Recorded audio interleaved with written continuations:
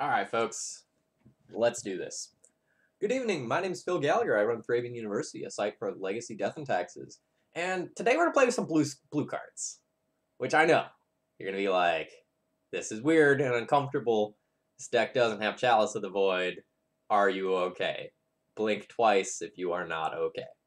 Nope, I'm actually fine. I think this deck is really cool, so I wanted to try it out. This deck is referred to as TET, that is The Epic Thief, and it is a deck designed by the great E.W. Landon, Eric Landon, who is, I don't want to say famous, but well known for just crushing it with graveyard-based combo decks, especially Black-Red Reanimator.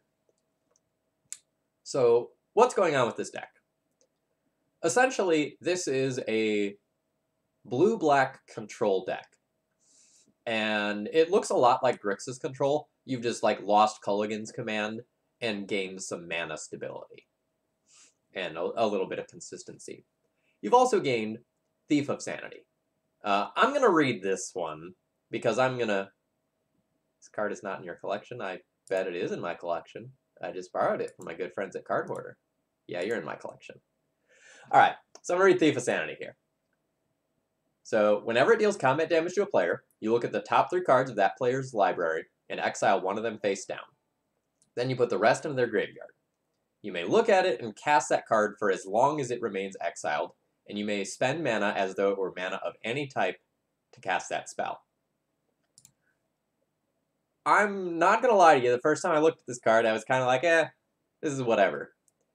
And then I realized that, the Thief of Sanity can leave the battlefield, and you can still cast those cards, and then my eyebrows raised just a little bit.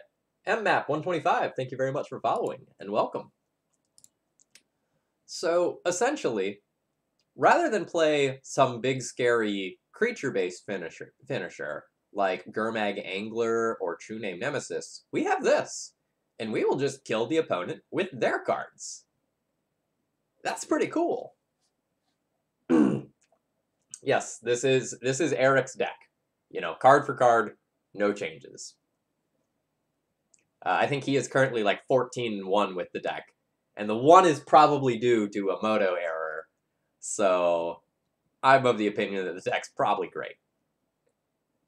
How about we call it the best deck in Legacy for right now. And then when I get my butt kicked, we'll say, alright, it's just a fine deck. And Boss Dixon, thank you very much for following. Thank you for your support. I hope you're enjoying what's going on here. So as far as the advantages of playing this deck go, you're just kind of a solid deck. You have some removal in Push, Edict, Strix, and then your Planeswalkers as well. You have a handful of counterspells, like a literal counterspell, and then some forces, as well as some pierces in the sideboard. And you've just got a good, decent amount of interaction, where you're not going to have too much error in your deck. And when you draw the wrong pieces in game 1, you've got Brainstorm and Jace to help fix that a little bit. As far as the sideboard stuff goes, not a lot of surprises. A little more discard, a little more counter magic, some anti-graveyard hate, and a couple more removal spells. Then we have the spicy back to basics to maybe get some free wins and help with some of the big mana decks that otherwise might be problematic. Alright, let's see if I ran out of play points after a couple of bad Red Prison Leagues in a row. I think I might have. I might need to crack a couple of chests for some play points. Nope. I did win some more with Red Prison.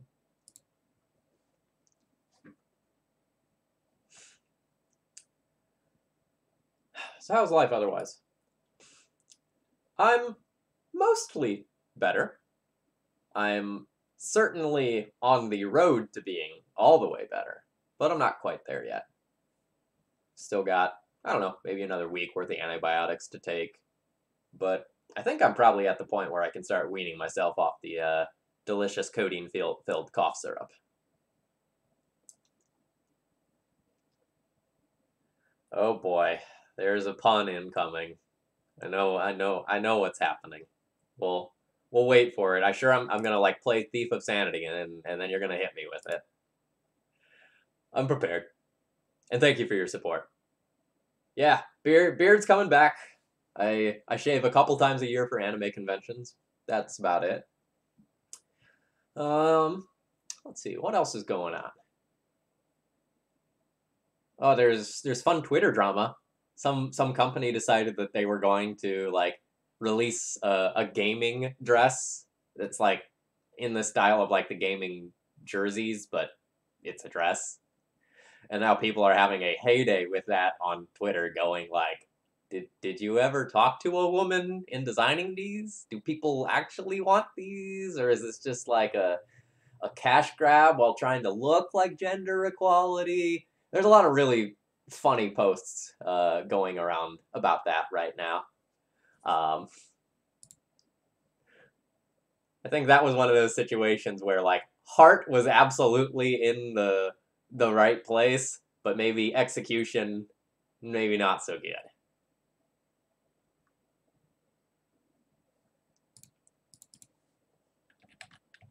All right, what's going on with Keras here? Oh, maybe D&T, maybe depths. Regardless, I'm going to keep this hand. I'm a little too land heavy, and I don't love that. But I don't necessarily want to mulligan something that has, like, good turn 1 interaction, solid turn 2 play, and then ponder after that once we kind of know what's going on the other side of the battlefield.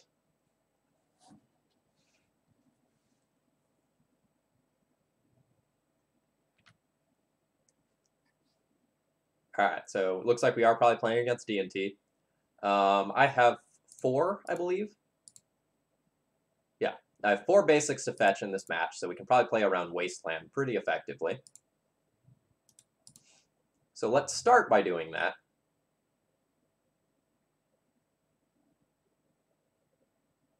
There's also an argument for just, like, ramming the Underground Sea and trying to get them to Wasteland me, because I have so many lands.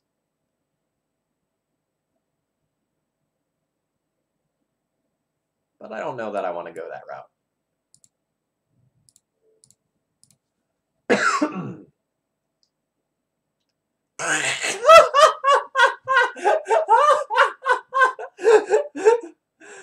Okay. Okay. We're gonna be fine, chat. We're gonna be fine. That's rough, friend. I'm sorry.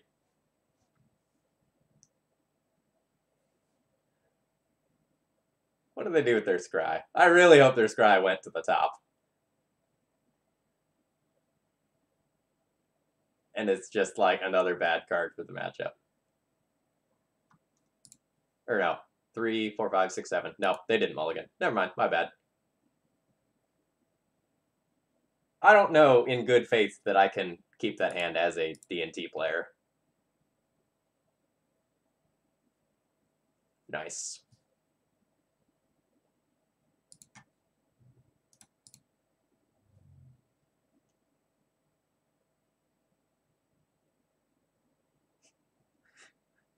Oh no, my Strix is going to take one of their Swords to Plowshares and draw me a card. Whatever will I do?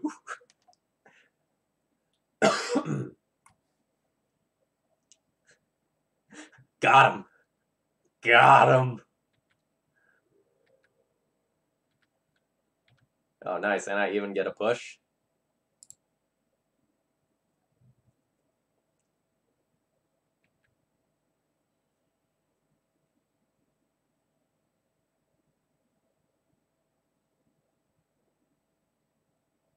Nice. We kind of lucked out with the name there. They were very likely to name either Jace or Lily. And we just ended up on the better side of that equation.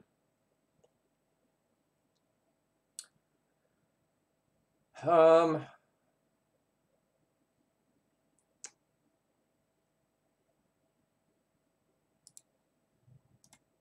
think I will continue to get basics. Actually, no. So the thing is that if I fetch another basic, I might like lose out on the opportunity to go like Island Ponder or something like that safely off a Snapcaster. So maybe I am just supposed... I was probably supposed to just play the Underground Sea for my hand.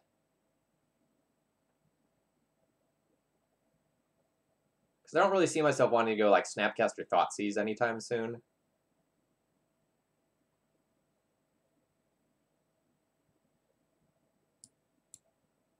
Eh.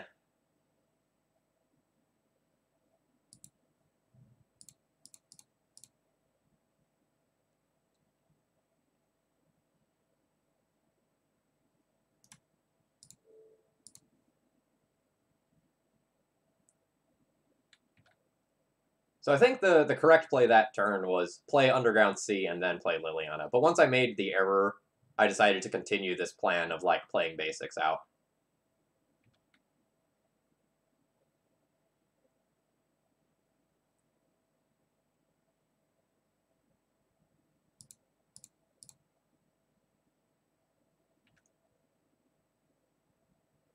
Oh, Delta's great. There's another blue source for me.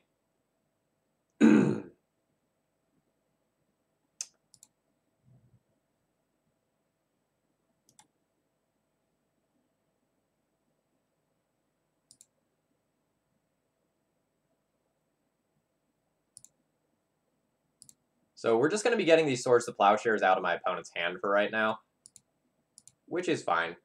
I don't want to fire off this Ponder yet, just like fetching a basic island in order to do so.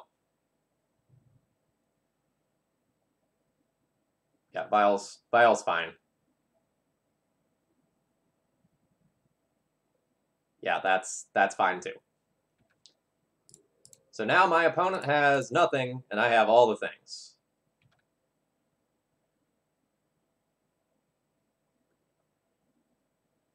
Fine with plussing Lily and getting rid of this him, but I think I will ponder first and just try to get a better feel for where I'm going in the next couple of turns.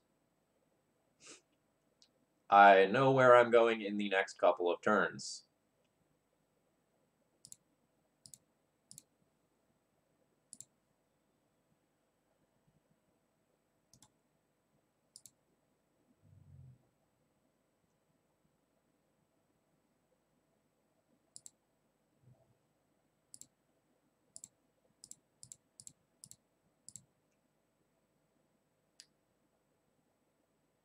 So this is the point of the game where I decide whether or not I just want to like win the game with Jace Fate Seal, or whether or not I just want to win the game with overwhelming card advantage. It's kind of awkward that I have this Lily working against me a little bit, because I want to tick up this Lily. But I think I'm probably just better off with like brainstorming and trying to control the board.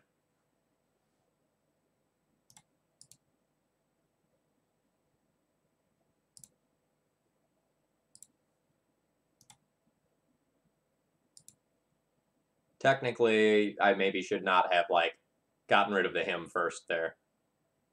But it's probably whatever.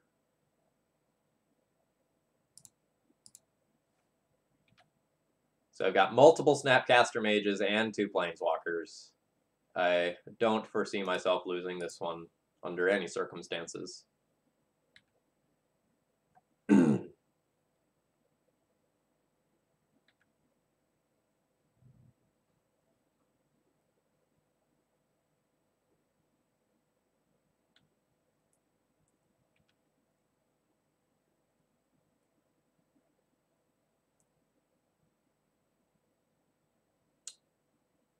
So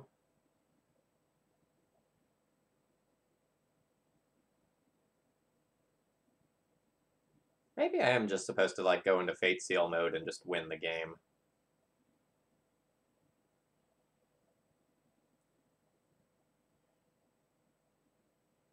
It's probably fine either way.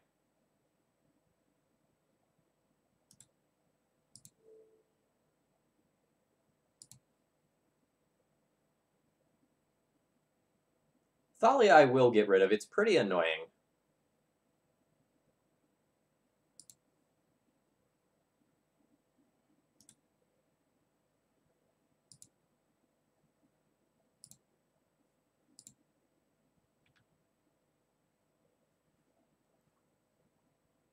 I don't really want to like play the game of uncounterable Thalia with Caracas and Violon too.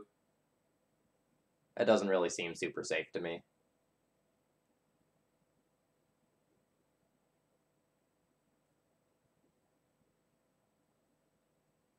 That's a rough top deck, and I don't have a counterspell to deal with it.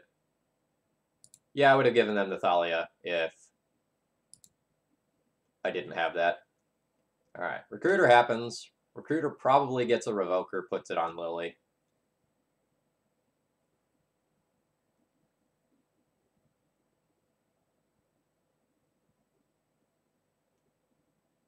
A Stoneforge Mystic.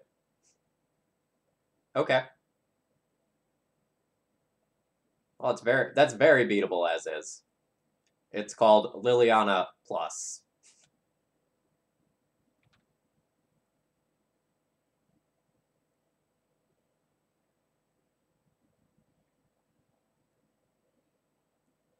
I mean, that just works too.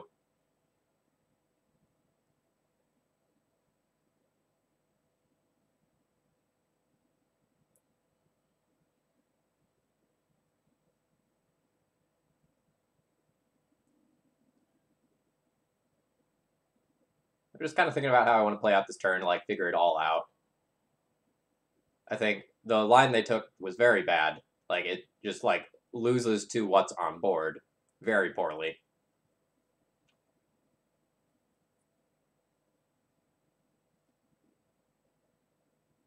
So I think I go Liliana Plus, make them discard either their Stoneforge or a piece of equipment, or they get nothing. I'll discard my hymn. Then I can go like push, snap, push if I want. And then continue to do things with Jace.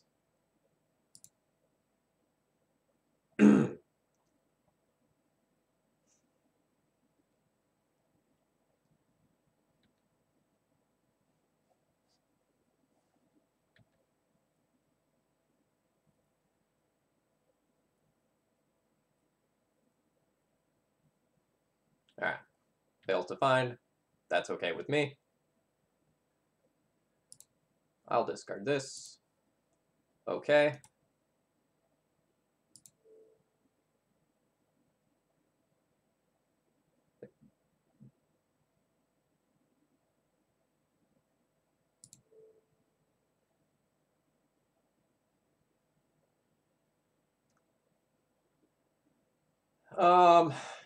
I don't want my opponent to sit around on Mirror Crusader, so we'll bottom that.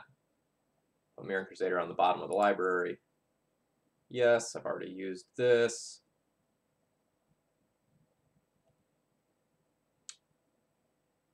So now I can just go Snapcaster Ponder this turn with the intention of blocking one creature and pushing the other.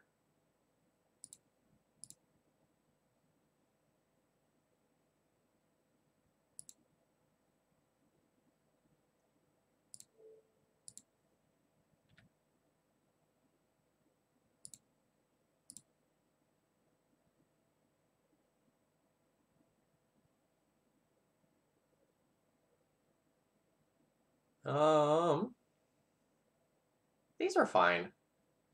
I really like the Strix. The other two are kind of medium.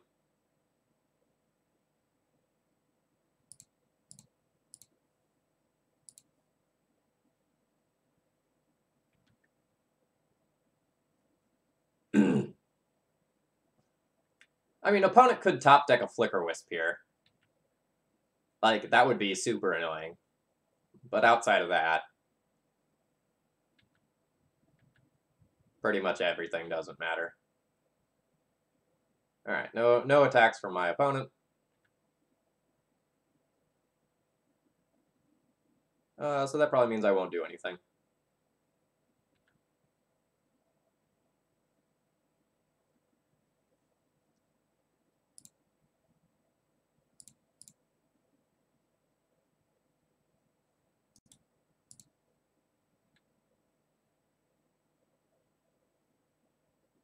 So it basically has to be a 3-drop in order for them to have done nothing with it.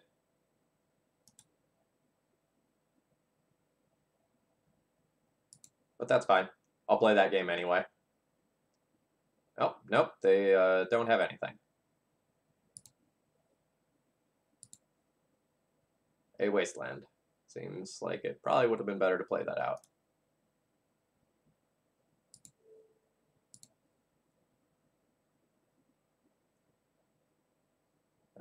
No, you can have Mom.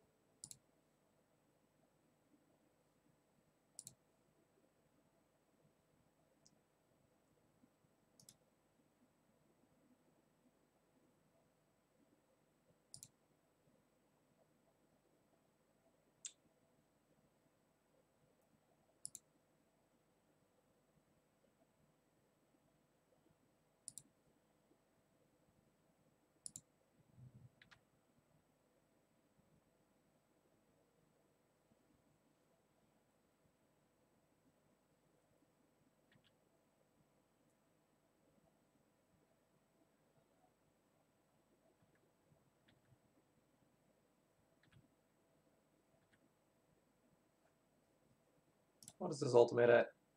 13, 12.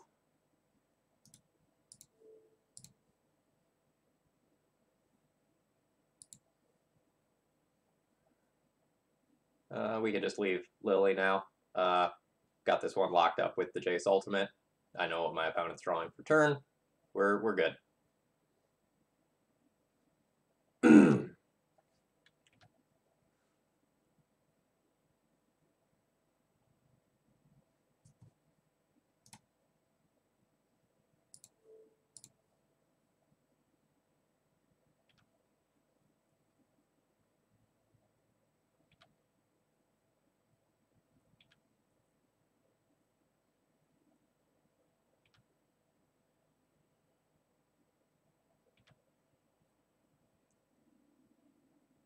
Opponent's line was indeed run my clock down a little bit.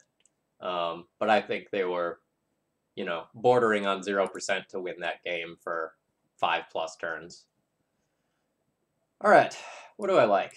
Probably Edict, Casualties, and EE.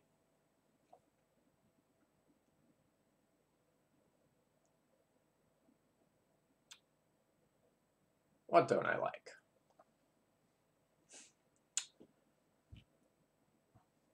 So I think kind of the most mediocre cards are probably Force of Will and Counterspell.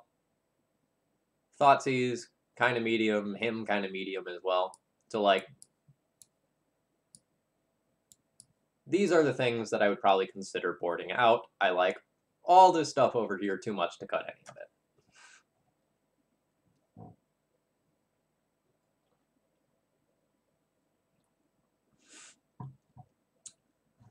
Yeah, their line of Recruiter for Stoneforge Mystic was very, very, very bad.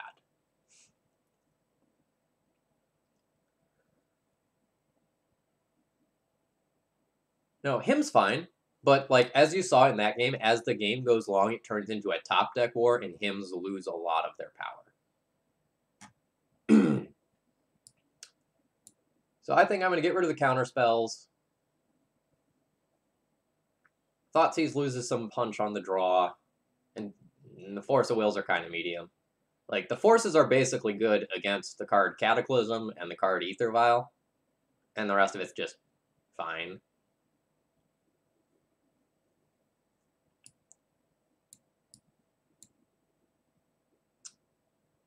It may be better to, like, do a split of these rather than boarding all of one thing out.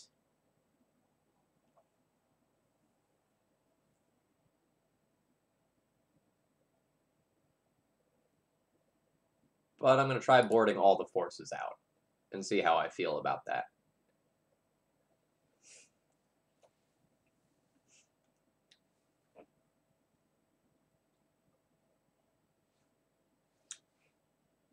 I'm going to keep this hand. It has some problems, but a lot of the things that I can draw deal with those problems pretty well. So, like, if I draw more lands, I'm happy. If I draw a cantrip, I'm happy.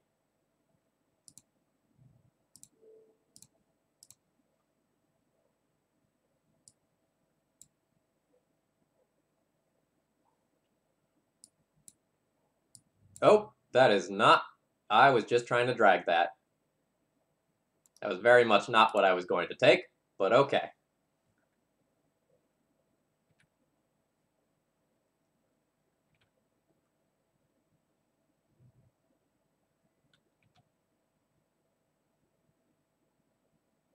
That was, in fact, the worst card to take from the hand. The clear card to take from that hand is Sword of Fire and Ice, by the way. Just very, very obviously.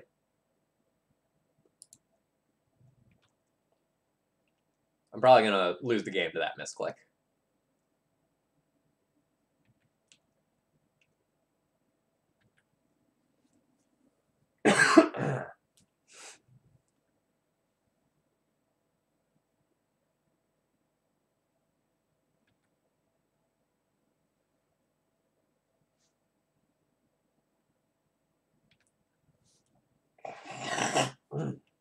Excuse me.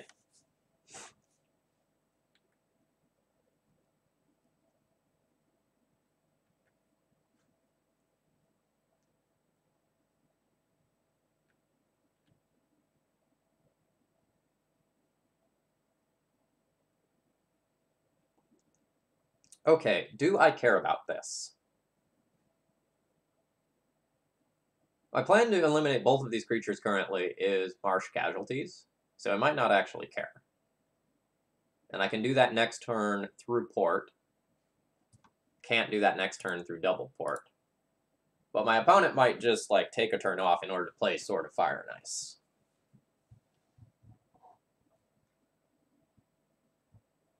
Unsure.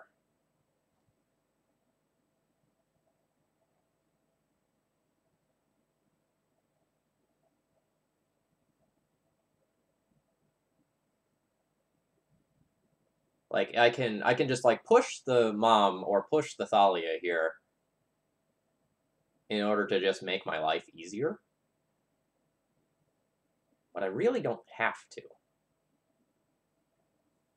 I kind of like pushing Thalia so that, like, next turn I have a very good chance of, like, actually making a play that matters.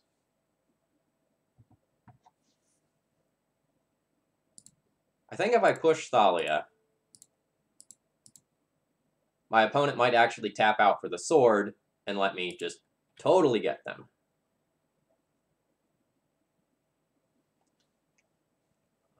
Do I want to ponder? If I ponder, my opponent can take me off of double black, which would be a nuisance. So I think I'm just going to play Strand and pass.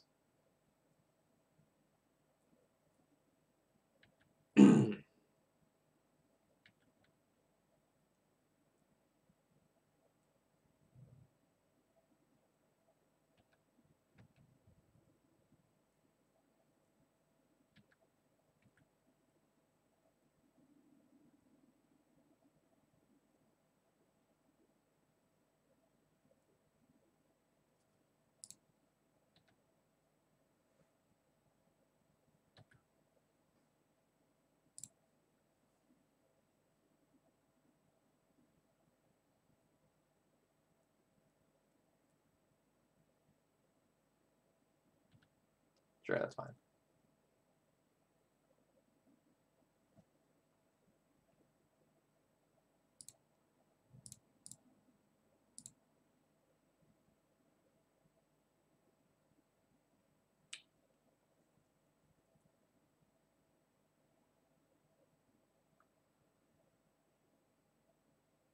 This all is probably fine. The awkward thing is that, like, Thief of Sanity or Snapcaster Mage would both die to this sword and, like, do nothing to block. But if my opponent goes aggro with Mom, then I have a great opportunity to take over the game with these cards. Like, as soon as they give me a turn to use mana, I think I'm very favored. I think I'm gonna keep these. I think I'm gonna put the Thief on the bottom, put the Snapcaster on top, and take the Wasteland now.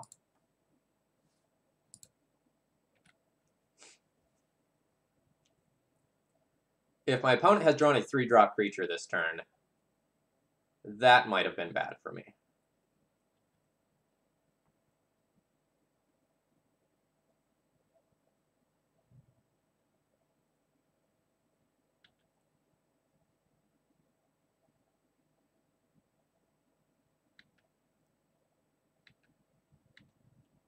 Now it's probably very difficult for us to lose.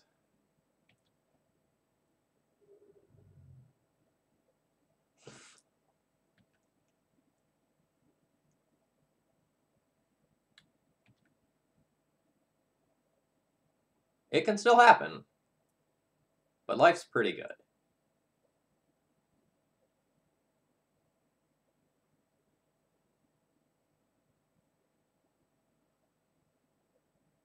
Unfortunately, I can't really set this up in a way where I can do everything 100% safely.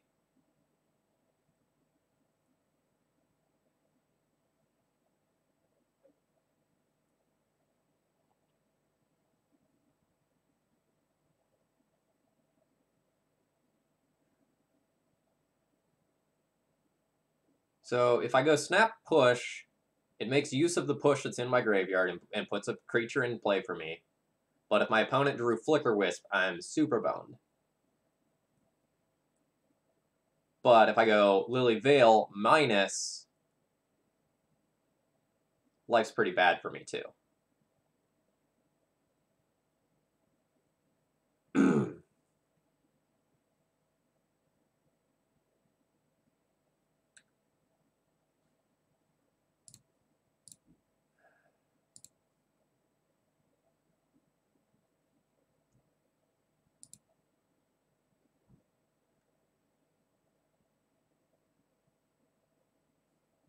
All right.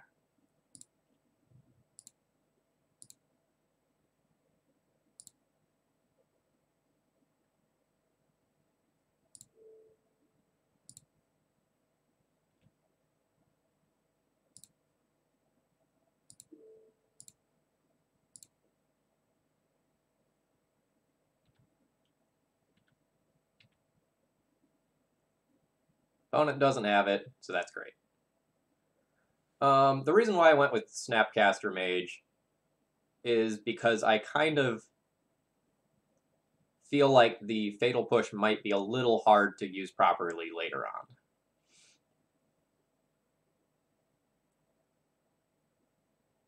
Alright. Batterskull, again, kind of a nuisance, but not the end of the world. So, is Thief of Sanity still the top card of my deck? I think it is, and I probably don't want it.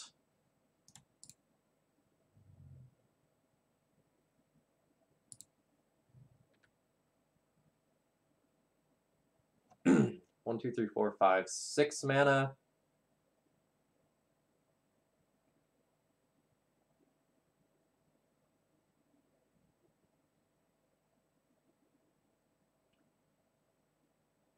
Do I have a third Underground Sea? I do. I have a lot of Underground Seas.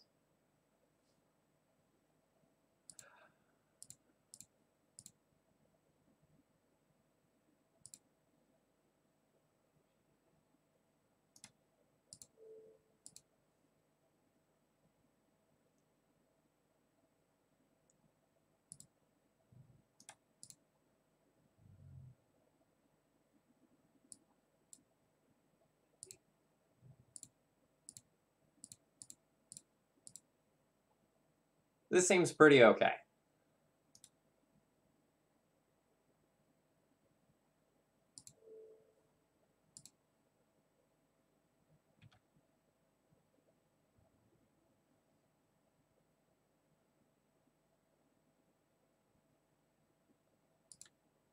I don't think they have anything.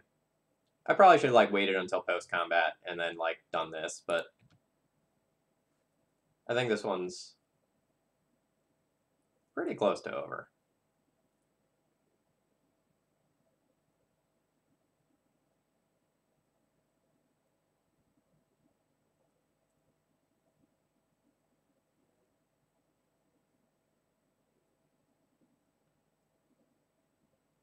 Like any creature that they don't play out and immediately equip will be dealt with Lily or Jace.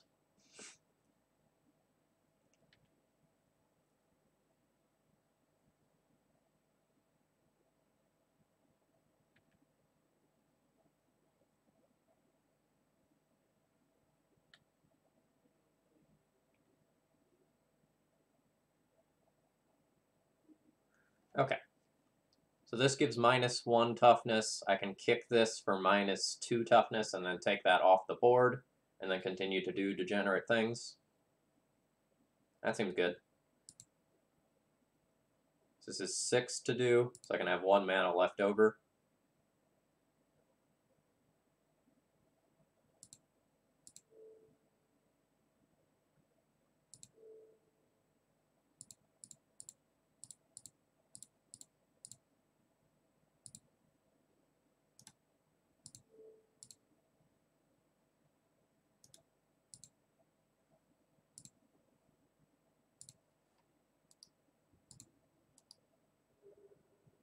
So now I think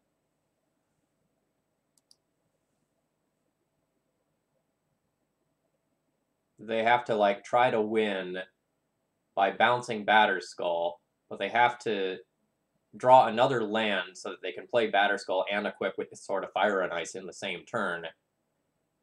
And then they also have to deal with this Liliana of the Veil. So I just don't think they're beating it unless they have Flicker Wisp. I think Flicker Wisp this entire time has been the card that I can potentially like lose to.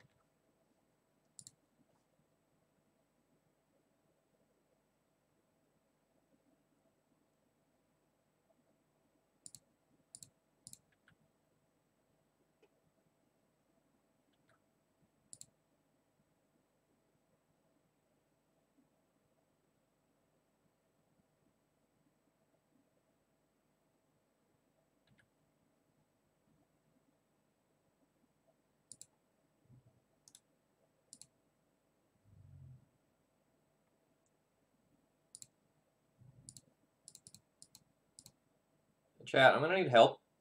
I need you to tell me if this is good or not.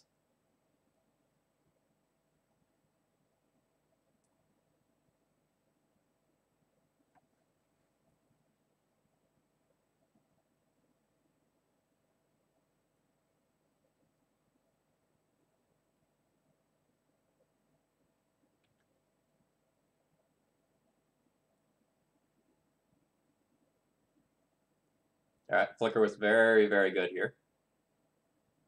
That does not seem... okay.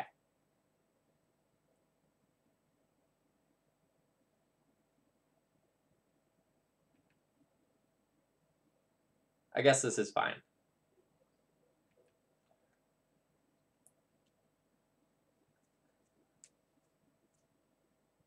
It's awkward because now I've got this Jace, and if I don't want to lose a Planeswalker, I need to bounce the Flicker Wisp. But then my opponent might get smarter about how to use their Flicker Wisp, and it might be a problem for me. But I think I'm kind of locked into it.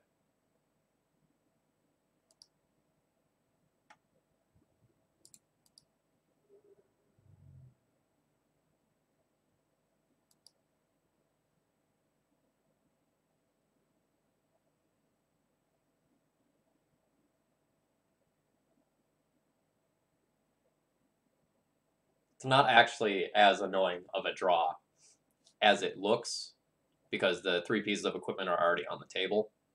It's not actually card advantage.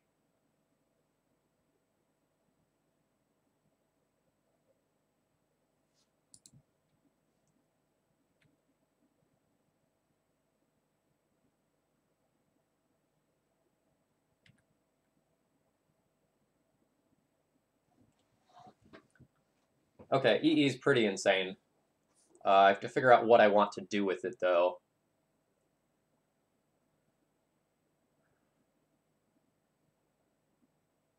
I can play it out for...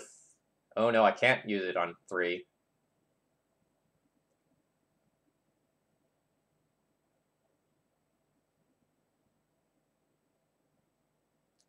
So I can go Lily minus, make my opponent sacrifice a creature. That gets rid of the Stoneforge.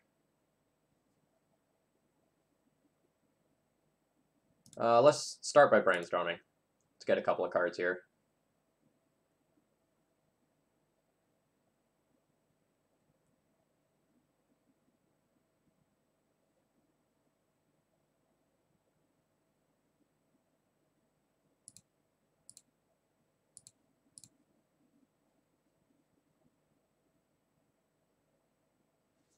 Thief of Sanity, not quite where I want to be here. I really just want like find a fatal push. Bloodstained Mire, not stellar.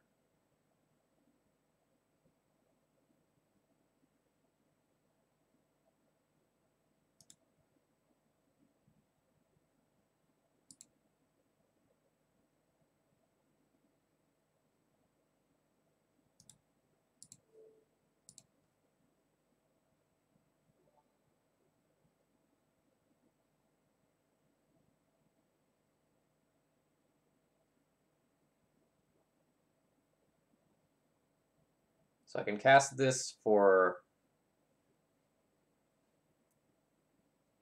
0 to stop the Batter Skull Germ that's going to come back. Or I can just cast it for 2.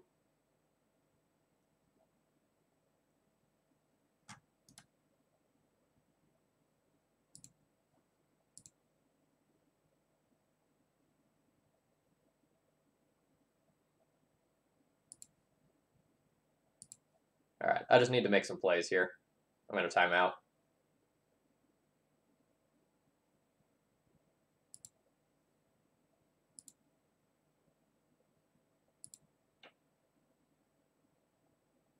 Let's get rid of this. Let's force them to do something.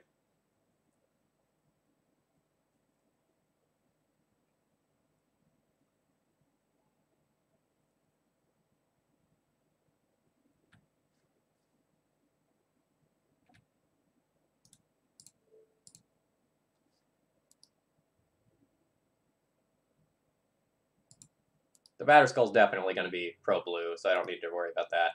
So I'll let them have one of the walkers here, and we'll try to use the others to beat them down.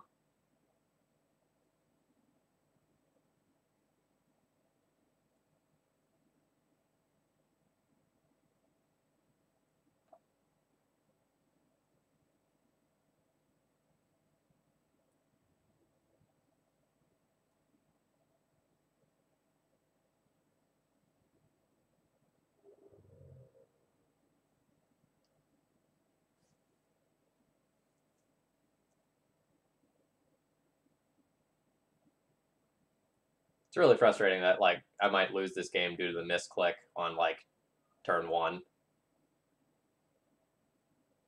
It's very frustrating.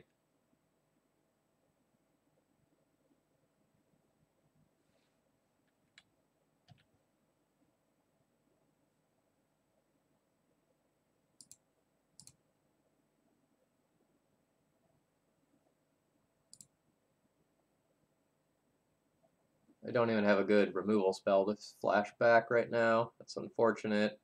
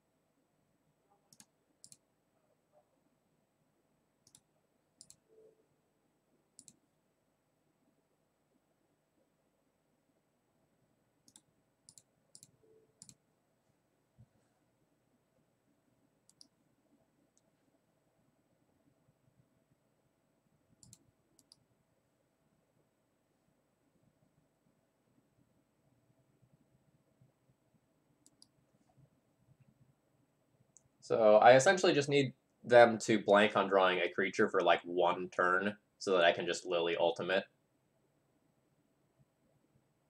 Still might be able to do that. But the line is just like race them with Lily Ultimate. So I'm going to lose my Lily Veil in order to ultimate this if I don't draw a removal spell, but that's fine.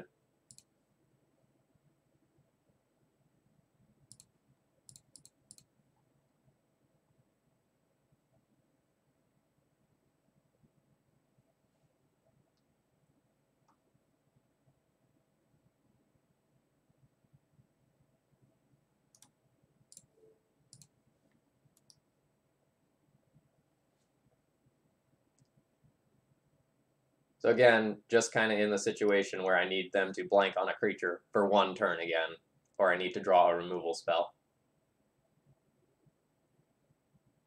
Well, that's the scariest possible draw. It is both a creature and something that stops this Lily.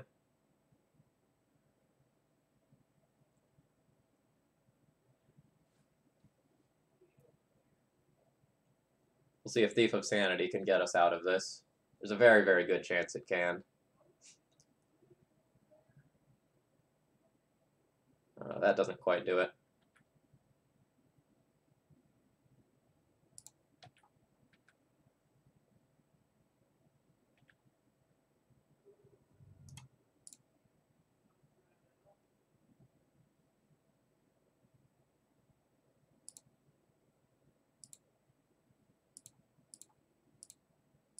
I'm in combat damage.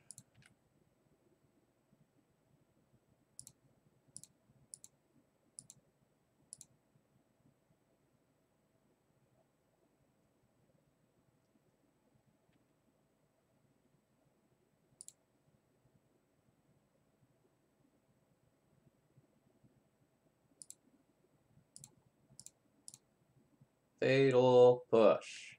Fatal push.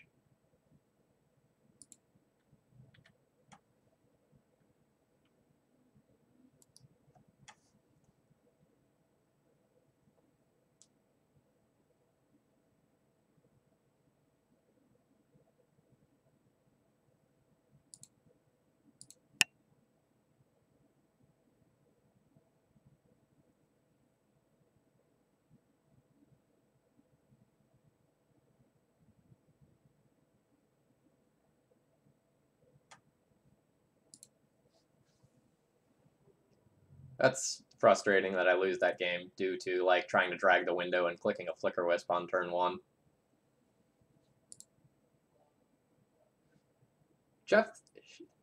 Chef Seth, thank you very much for subbing. I appreciate your support.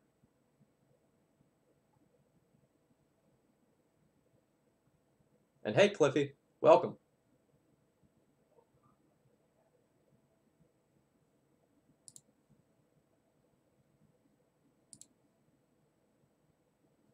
Yeah, I'm going to lose this one by timeout. That's okay. I'm not used to...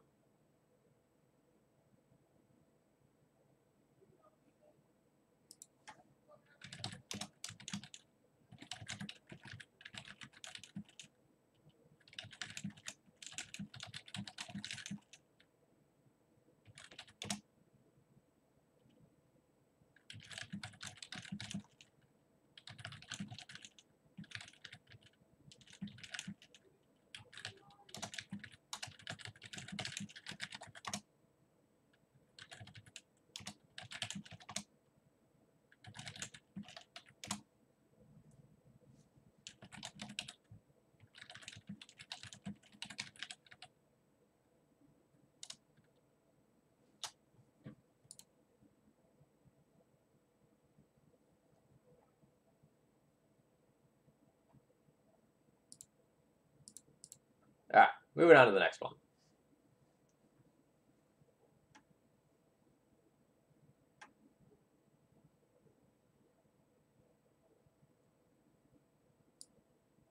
Opponent was trying to give me some advice, and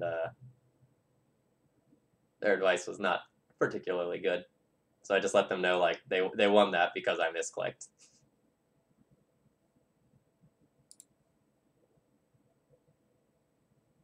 I'll keep this one. This looks like a reasonable interactive hand.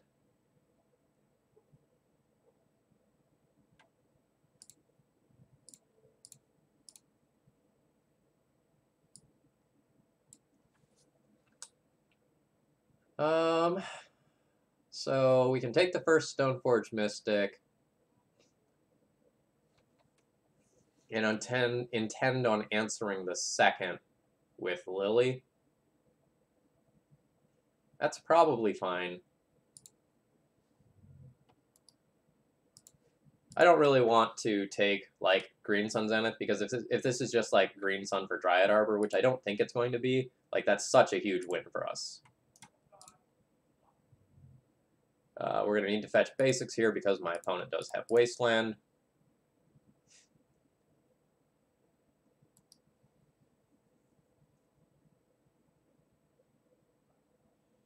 Advice for playing Paper Legacy.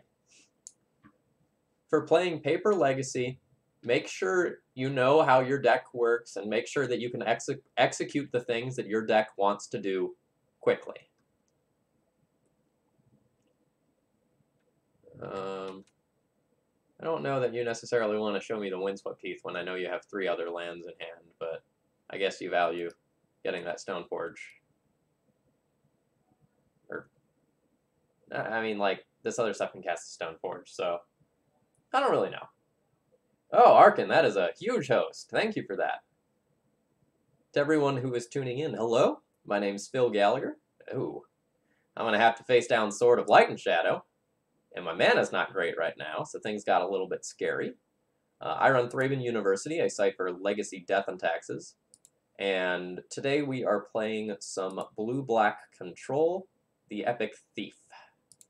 We're gonna ponder and very specifically look for a black source in order to try and deal with this. Now life's very bad.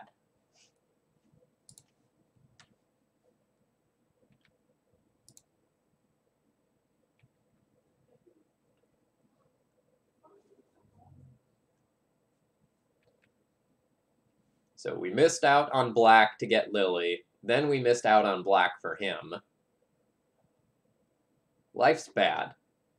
If we get Brainstorm locked next turn, we're in super trouble. That's an annoyance.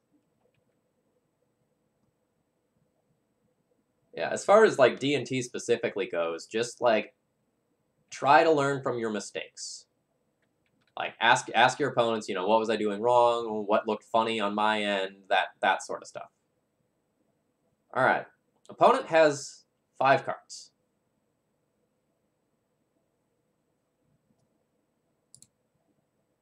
We have a chance of hitting the Sword of Light and Shadow with him. And so I'm going to take that.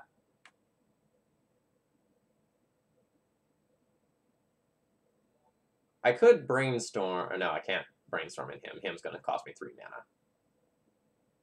So I guess him is just the turn, and we're really hoping to hit the sword here, because it can be very disastrous if we don't.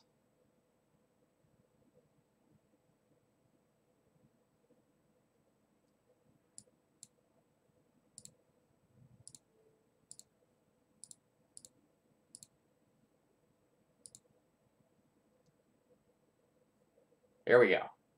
Don't let them, like, keep the sword so they can return the stone forge. All right, we hit Sword Bayou. I will take it. We're now in a pretty good position. Not great, like the green sun still represents something like a Knight of the Reliquary. So it's still slightly scary.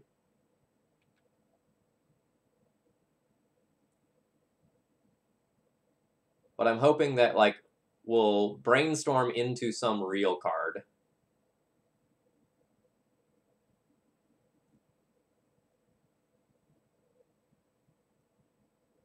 If they green sun here, they can only green sun for 2 because of their own Dahlia. So I'm not actually very scared of a green sun for 2. It's a green sun for 3 that has me worried. Yeah, like, sometimes you actually hit with your hymns. It feels good. Yeah, I'll take that hit. Ooh. This opponent has Green Sun, Scrubland, X in hand, and they don't want to Wasteland.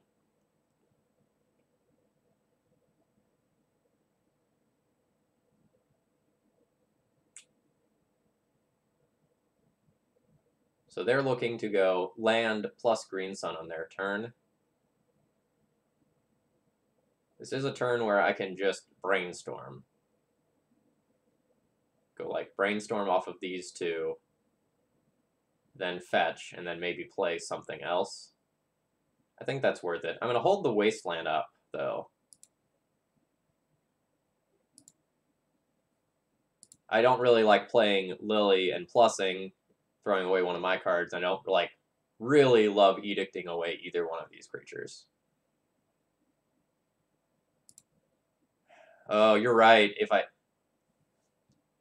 I draw into him, then I do want black. But if I draw into him, I could, like, fetch a Misty and just throw away a land in order to cast it. Well, maybe you're right. Maybe I should play towards that better line.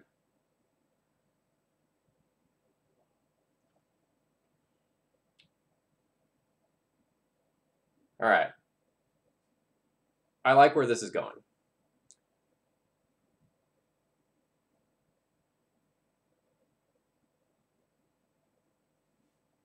So I think I'm going to throw away a Brainstorm and a Snapcaster and leave myself with the opportunity to draw them back.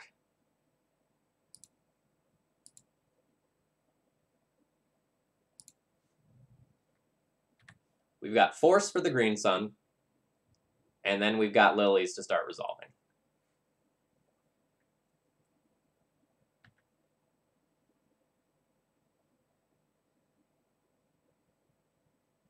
Unsure currently whether or not I will be drawing this Snapcaster Mage. I just, like, legitimately do not know.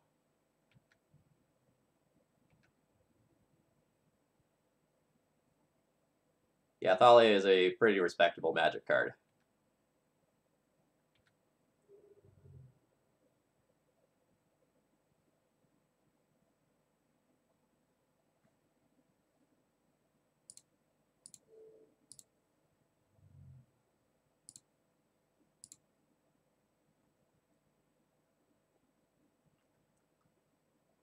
So my opponent has Scrubland X.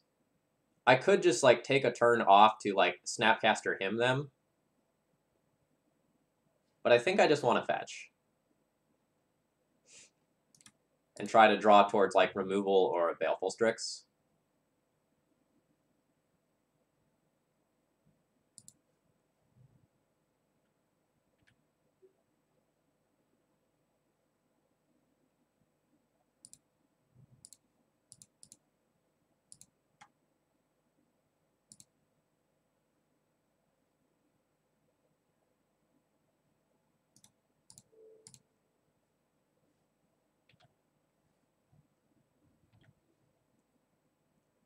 Oh, Thalia is most certainly the Ewok hero.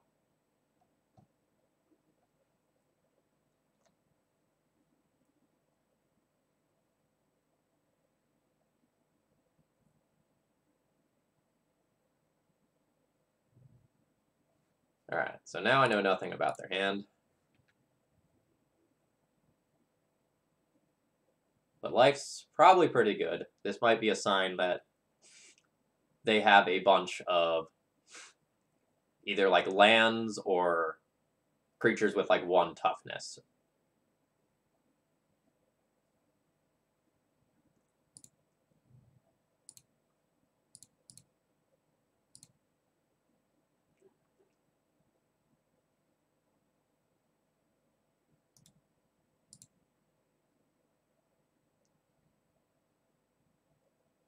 I could 100% clear the board, but I think I'm comfortable just kind of sitting back where things are at now. And I don't think I need to wasteland them off of double white. I'm not going to be expecting, like, a main deck Council's Judgment or anything like that.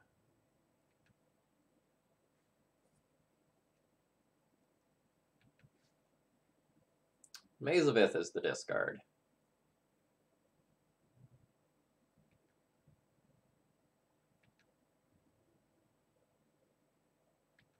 And it seems like we've got this one locked up here.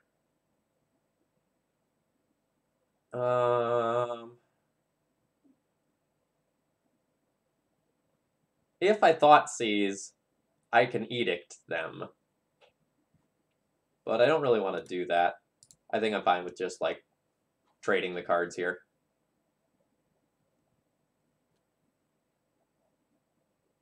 Yep, that's fine.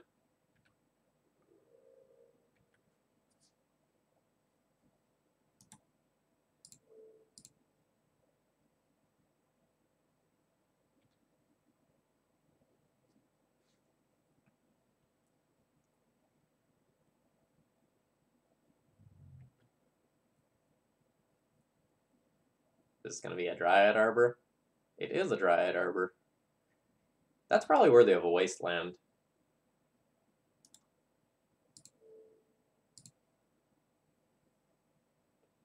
That was something they could have played around by, like, wastelanding my wasteland and, like, taking a 2-for-1. I don't know that it's correct to do so, but it's something that could have occurred.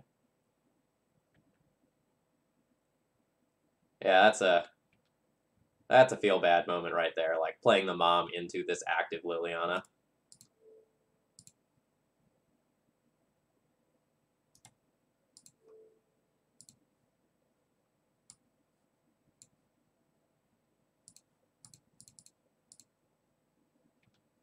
Alright, so now we've got like Lily Ultimate and Thief of Sanity and Lily of the Veil.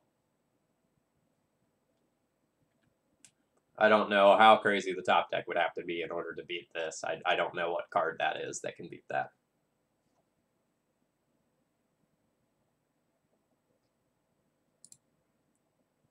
Alright.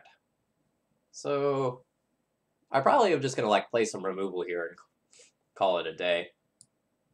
So like Casualties takes out the annoying things like Mother of Runes, Diabolic Edict can take out the bigger stuff, EE can wipe the board of some small threats. Similarly, Counterspell, probably kind of slow. This is probably similar to D&T. Like, just conceptually speaking, so I'll probably do the same sort of thing where I board out my counter magic and just, like, play more to the hand in board.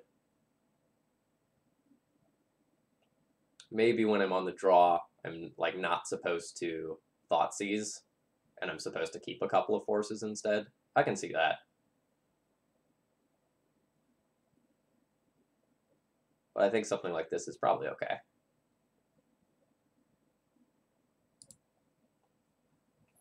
The deck is on screen via the Cardboard Live extension on the left-hand side. You can go and click that, and it will pop out the whole deck list for you. Spellbound for Knight's okay. I certainly don't think that's bad. I'm going to keep this hand. I'm wanting in the mana department, but I have a very strong set of cards, so if my opponent leads on something like Mother of Runes into Stoneforge, like I've got that covered with what I have here.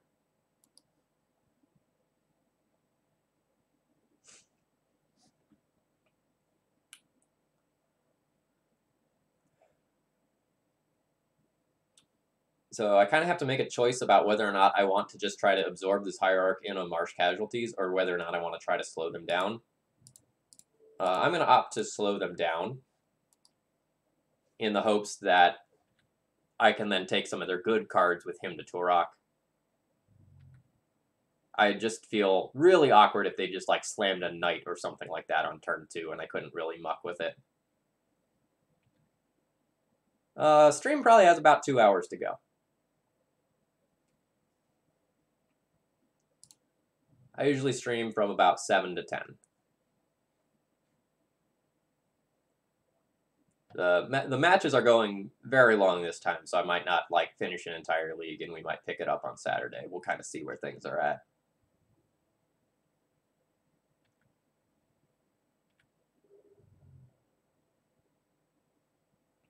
Now, the best world here would be another creature with 1 toughness.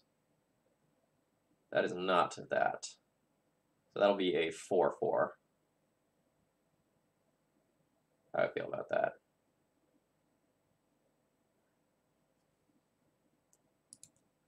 I think I'm going to brainstorm and kind of plan out what I'm doing now.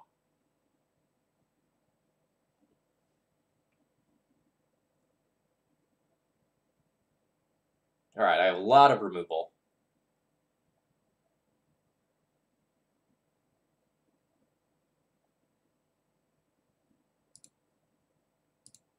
All right, so that's going to happen.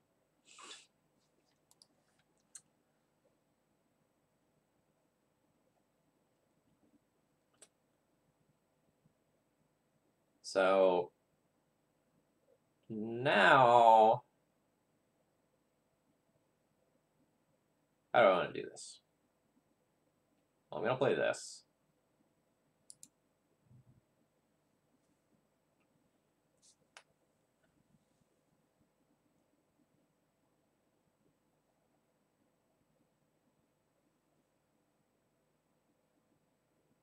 Next turn, I can have 4 mana.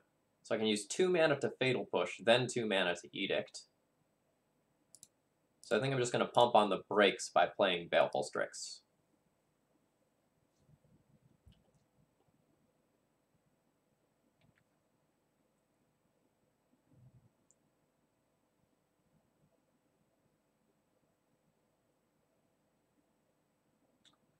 That is devastatingly good.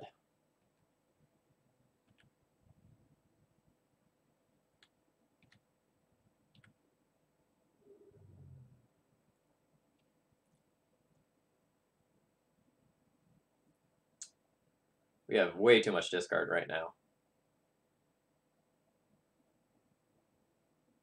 So I can clear the board. That's the good news. Bad news is kind of like everything else about the situation.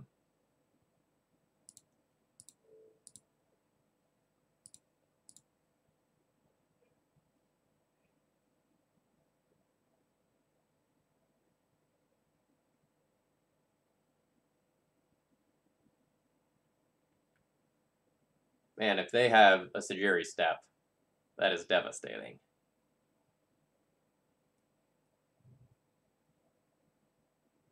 Okay. That's annoying, but it's happening.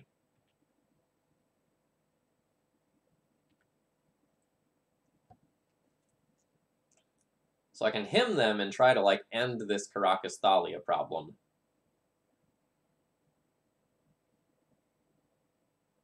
But I think it's better to take this knight off the table before I lose this Underground Sea.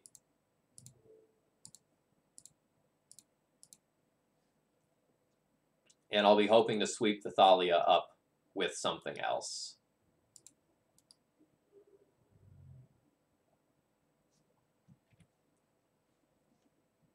The Sylvan Library is going to be very hard to beat. Brainstorm would be a killer draw. EE to get rid of the library would be fine. A black source to double him my opponent wouldn't be the end of the world.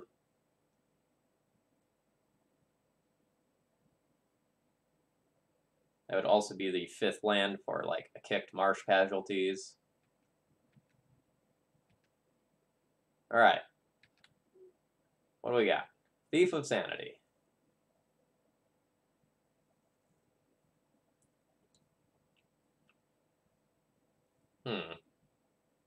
Well, they're not recasting it because they want to be able to put it back with blah, blah, blah. Like Caracas again and again and again and again.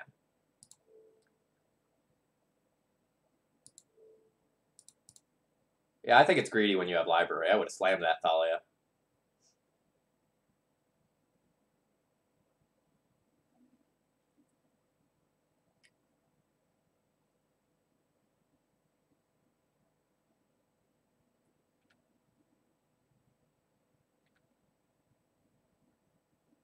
Geez, I hit Tireless Tracker and Thalia there.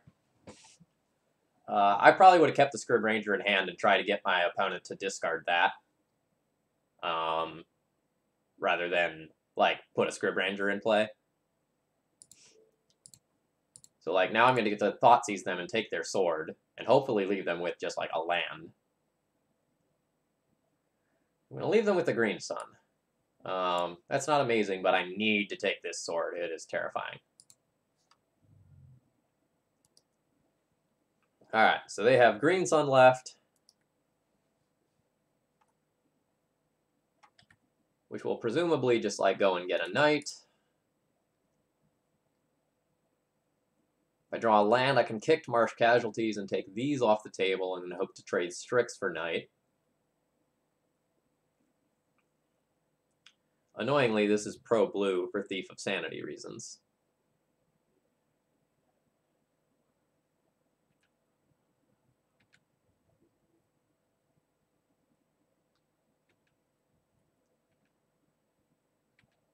And I haven't booted up Pokemon Go much in the past 2 weeks. I've been sick, so the idea of just, like, going around and, like, walking around to play Pogo has not been optimal. So, like, I missed out on, like, the Flower Crown Eevee, and I haven't gotten a Dialga yet. I'll get them eventually, but falling behind on that grind.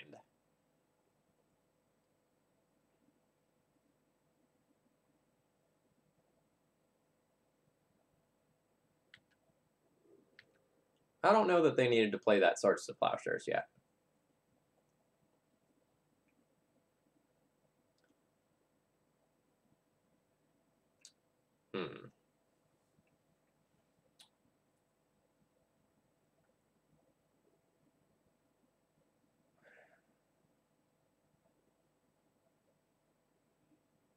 I don't know that I'm going to get enough value if I just, like, kicked Marsh Casualties right now. Like, I get a 2-for-1. I don't know if that's good enough. The issue is that if I don't do it now, I might just get wastelanded.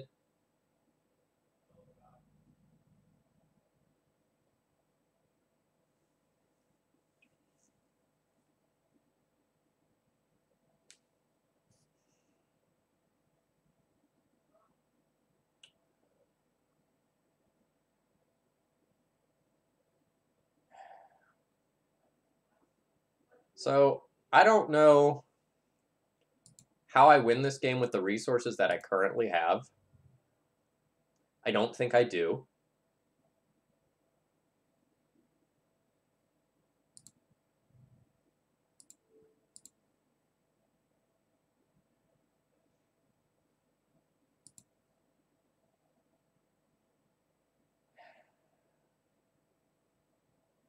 So I think Scrib Ranger plus Knight is a problem. I'll get double wastelanded. So I think I need to cast this and just take the 1-for-1 with Scrib Ranger. And then cast the Thief and hope that, like, Thief draws me into something good or forces the Knight into a defensive role for a turn or two.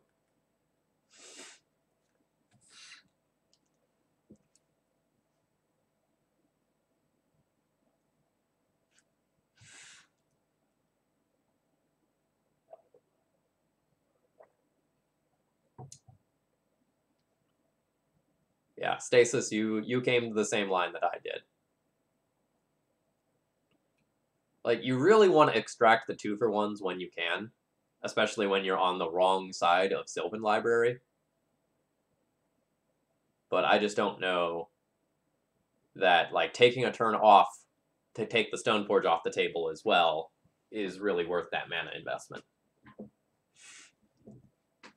I think they discarded a Maze of Ith in game 1 to, like, a Hymn to Turok or something. So, like, I know it's in the deck. It's probably not in here for post-sideboard games, but I don't know that for sure.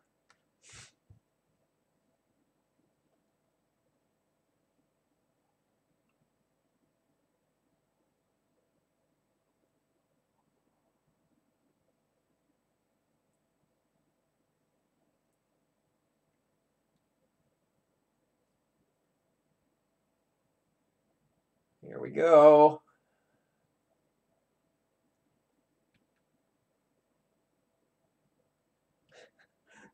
Let's find a Jitte off our Thief trigger.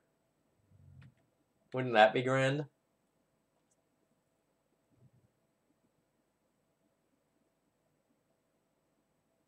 Oh man, Thoughtseize me, deal.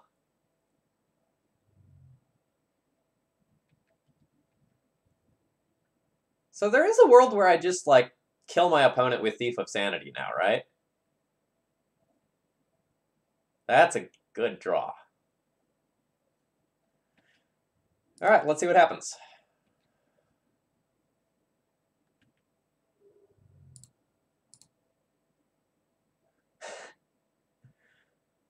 Does this say play? No, I can only cast. That's unfortunate. Well, I guess I'll take the Green Sun out of their deck.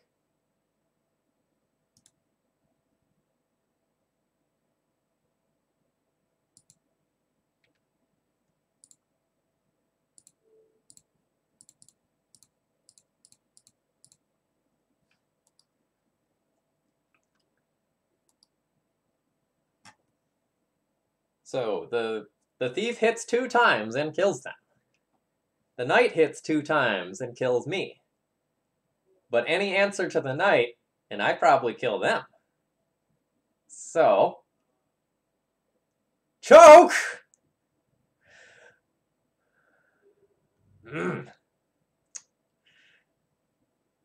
Alright.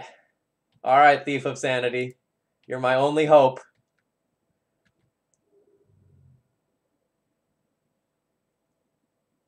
That's actually fine. Like, this is a chump blocker. I need to take Noble Hierarch and not Thalia, though, because of Caracas.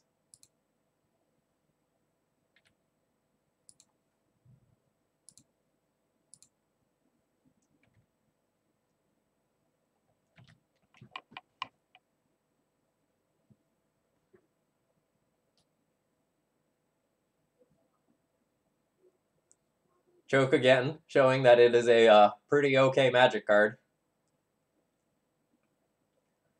So I will lose to any Swords to Plowshares type effect. And little buddy does not get there.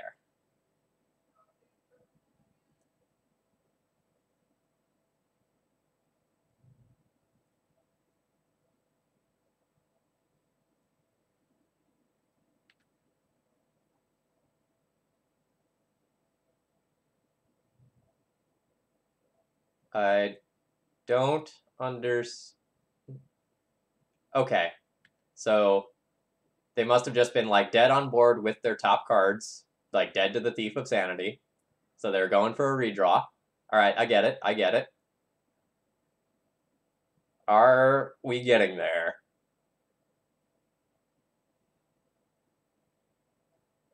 I like the feel of this pause. It seems like Maze is in their sideboard currently. So I think I've gotten there.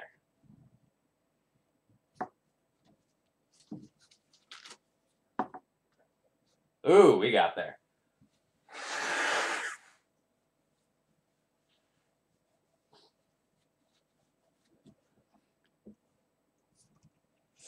Ugh. All right, once more. Back in we go. 3 mana, 2/2 flyer, confirmed, too good for Legacy, right? Good stuff.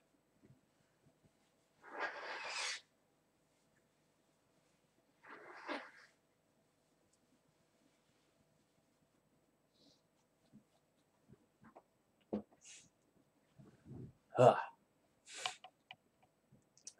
So Arkin, in all of that, I missed your question. So the question was, do you think this new like blue-black mid-range deck can be tier 1 and doesn't have the same matchup versus Storm or better than like Grixis control pile? I don't know whether or not like this deck is actually better than Grixis control because like Culligan's command is a hell of a drug. But Thief of Sanity can do some really silly things. I feel like in a vacuum, Grixis control is probably the better deck. Like I just like having access to the red cards. You know, being able to play blasts out of the board seems pretty big to me. But like this is gonna have maybe an easier time casting some of like the double black stuff a little bit earlier on. And I think this is more like 3 mana planeswalkers than what Grixis runs. So I like what's going on.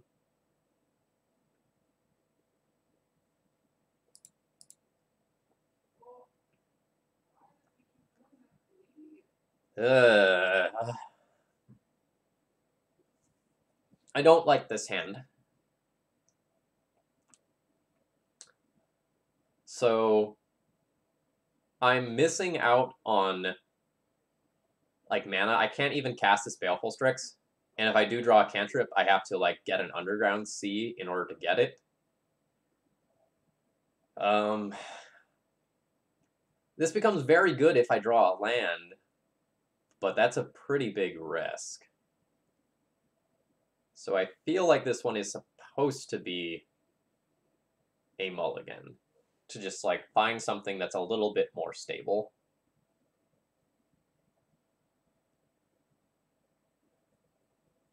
But maybe I'm supposed to keep this on the draw and just be super greedy. This is a little sketch. But if our opponent's playing something degenerate, I have a Brainstorm. I will top this other Brainstorm in case I need to Force of Will.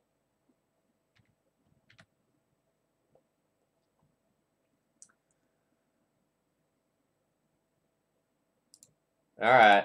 Yeah, I'm ready. Let's see how bad this is going to be.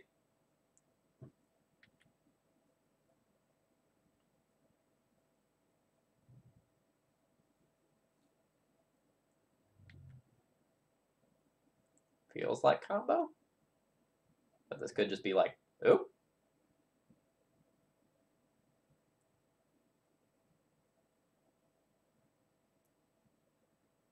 Huh.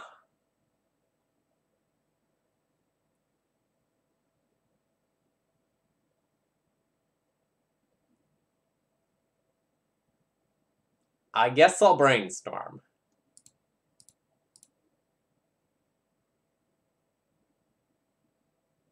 Okay, that can resolve. That's fine.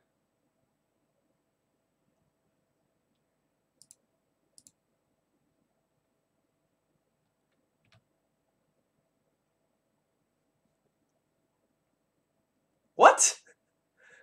Land grant?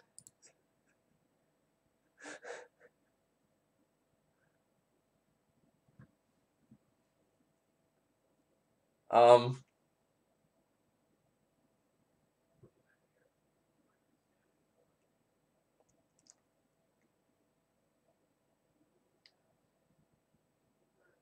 This is a weird.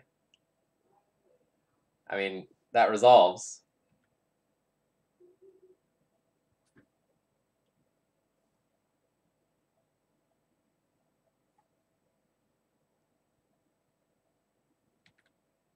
Oh, I have to hit it again. I see.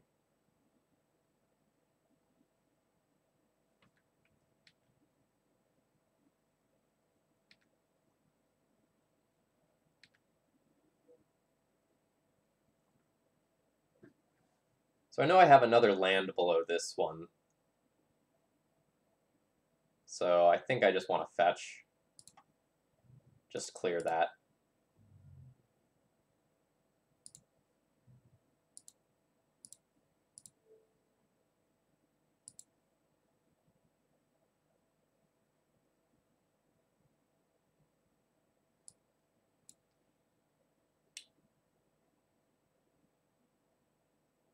So I think I like the idea of taking their careful study here. Leave them with just an absolutely terrible hand. Push, destroy the thing. And then try to ride this Liliana to victory.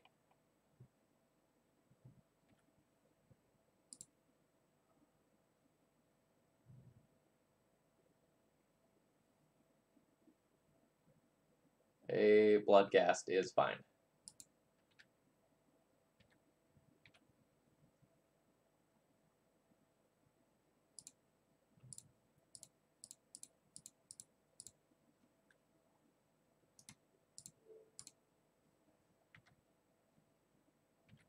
So I didn't actually see this deck on stream, but it feels like a big ol' pile, at least right now.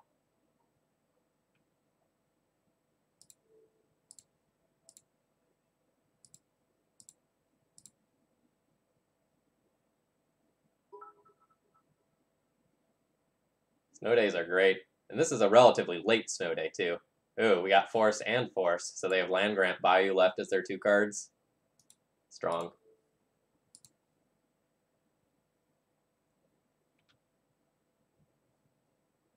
Alright.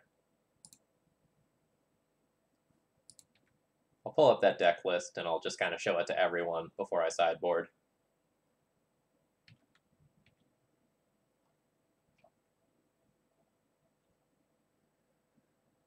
I'm okay with firing off a Brainstorm. Let's find something else to do. That certainly counts.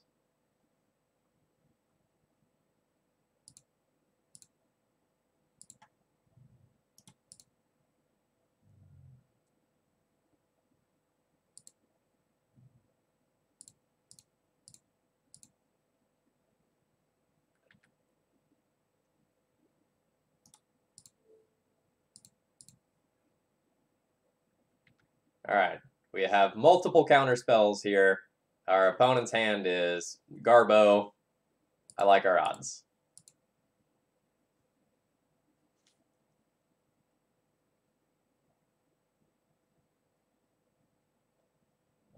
Bloodghast is fine again. We can hold down the fort from this.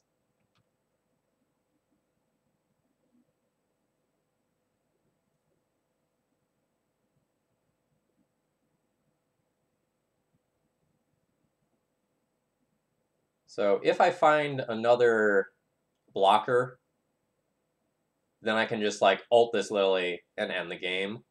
Or if I find a removal spell, same thing.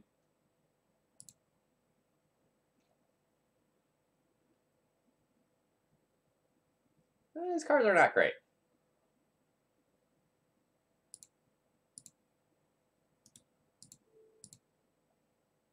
We can still probably just like wade through the Bloodghasts though, with what I've got going on here. 4 accumulated knowledges in the sideboard. Okay.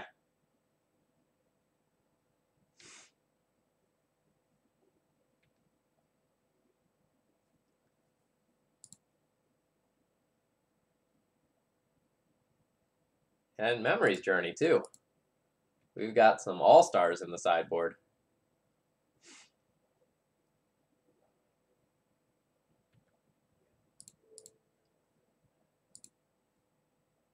Fine with taking that. Like, we can trade one of these away, and then, like, Lily plus the other away. And every land will bring them back, but we're hoping to have a Jace to help stabilize the board and put other pressure on these things.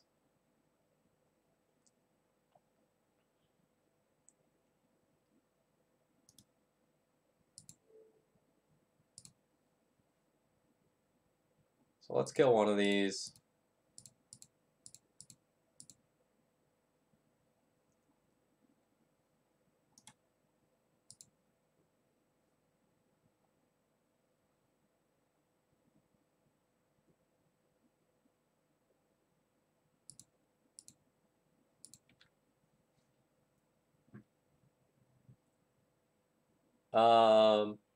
Lingering Souls.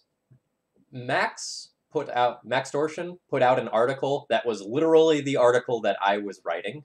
So if you have read Maxtortion's thoughts, those are largely my thoughts as well.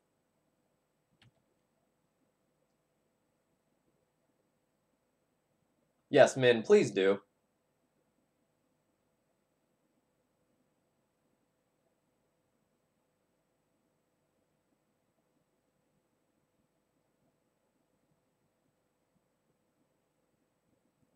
Land grant, revealing ponder. Your land grant is, I guess, fine. It would bring the other Bloodghast back, but I don't really think I care about that.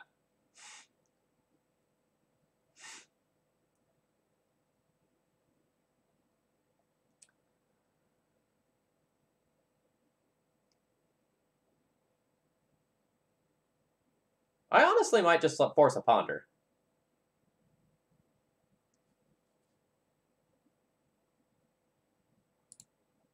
I think there's very little for me to lose if I do. And just like giving my opponent no information about the top of their library is probably good. You know, don't let them plan out.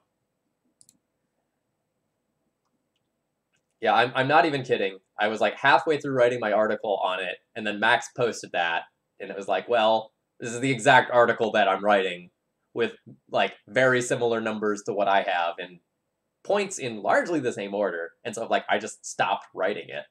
It was very, very well articulated. No, Min, it was fine. Like, you saved me a couple hours of editing, and it was all the same things I wanted to say. No worries there. So this is kind of what the deck list looks like.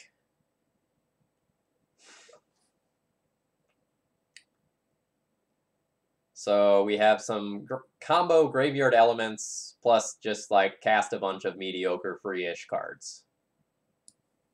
That's the game plan. So my surgicals and spell bums seem good. This thing at basics, yeah. So it has Island Swamp. Pierce seems fine. Thoughtseize seems fine. Let's kind of figure out what I don't really like. Against the recursive threats, push isn't good, but push is good against Thing in the Ice. Edict is kind of medium against some of their creatures.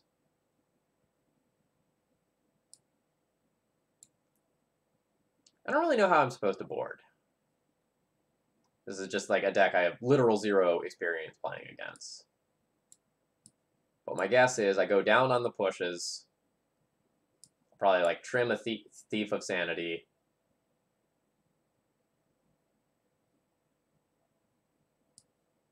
Maybe I'm actually just like not supposed to play very much spot removal. And just focus on trading bodies for bodies.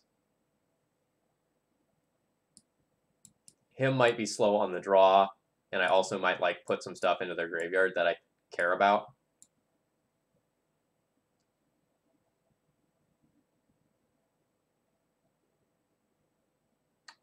I don't really know.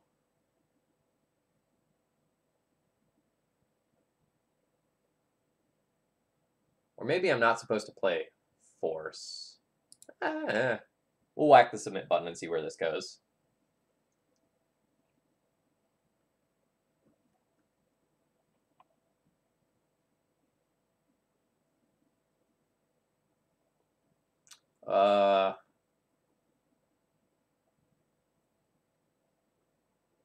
I'm going to ship this one. Even if I throw away 2 lands, I still have like 4 lands, maybe more. This is a much better hand. Got some degree of interaction, and I'm going to bottom that Jace. I'm not ready for that card yet.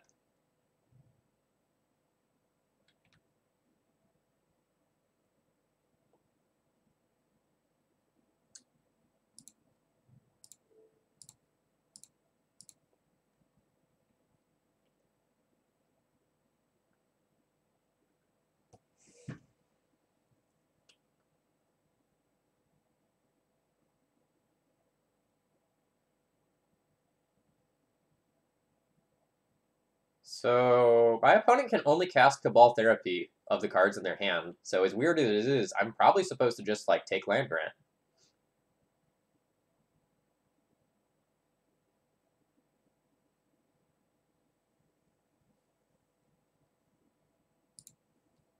Now, if what they scried to the top is a blue land, I might feel a little silly, but so be it. All right, they scried an Inquisition to the top. That's fine. I'm going to lose my Brainstorm here.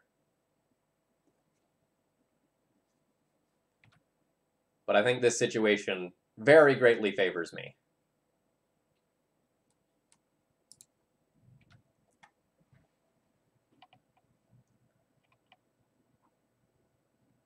They can now, like, Cabal Therapy me and take the Spell Pierce.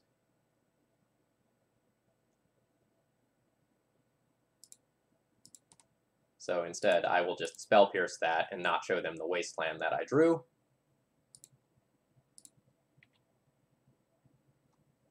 Alright, let's draw something sweet. I don't know if that's quite something sweet, but it's fine.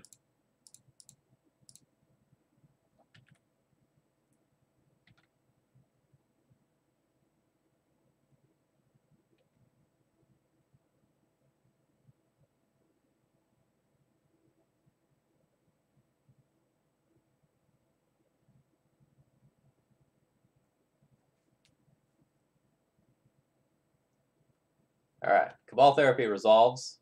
It might make sense to name Spell Pierce, since that's something that I might have wanted to protect by casting it the next turn, or the previous turn. Naming Ponder is totally fine.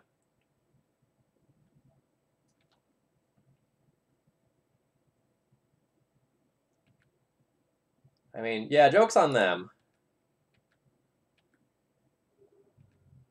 But at the same time, like, I have nothing going on.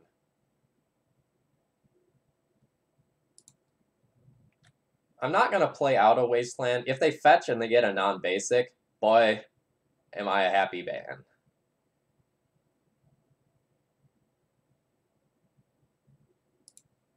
We do have this sweet clock going for us. That is very true.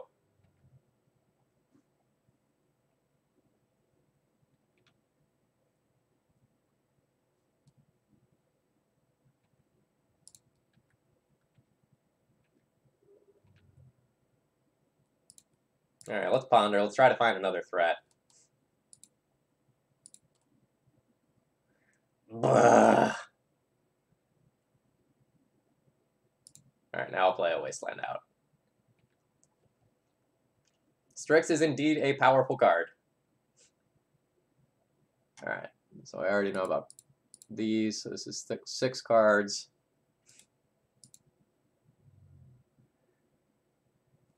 Have you ever hardcast a Force of Will on a land grant before? That is not something I've done.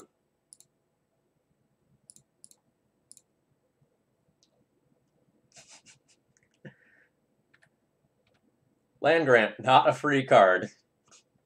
There are risks. Ooh, man. Thief of Sanity is a strong draw.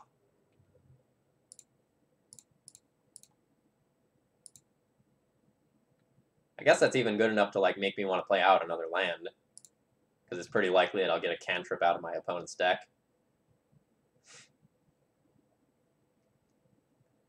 Nice. So this deck is legitimately great.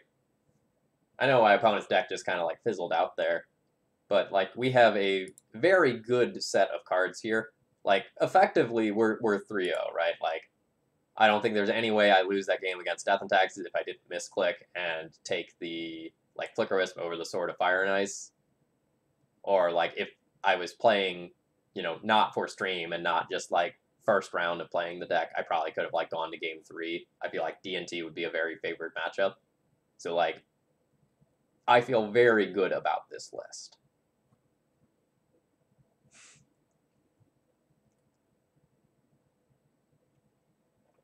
Oh, 100% Bully Hat. Yeah, Batosai. So in game 1, in game 2 of our Death and Taxes match, I went to drag a window and clicked on a Flicker Wisp while I was Thought Seizing.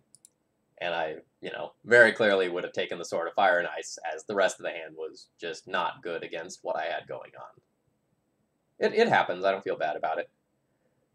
I'll keep this hand. Like we've got a turn 1 Thoughtseize.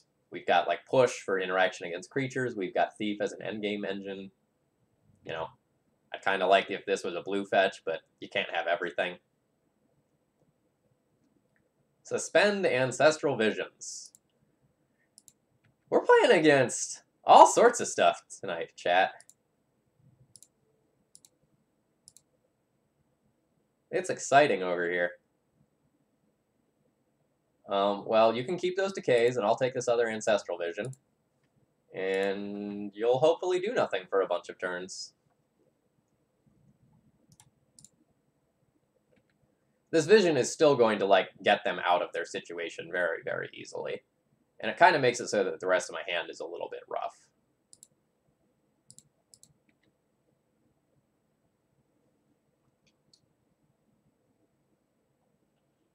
I don't know that I actually want to Wasteland them in the face of this Ancestral Vision going off. I think I'm just going to continue to make my land drops here.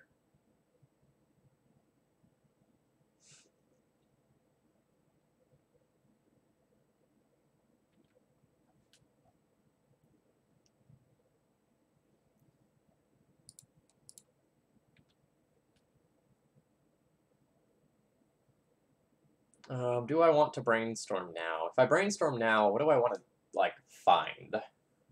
Probably just, like, a Planeswalker. But I can't play that this turn anyway. I could find a Strix now, which would actively be good.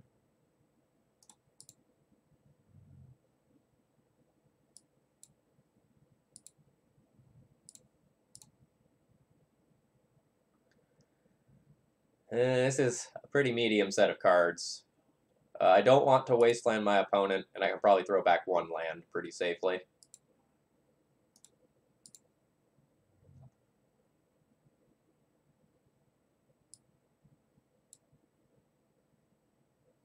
Is my opponent Wastelanding? I feel like no, but they could be. I can get my first 4 lands and just play around Wasteland.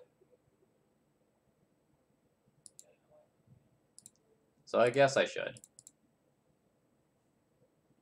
if I take both decays here, I can play out this thief. Alright, I took a decay and a force.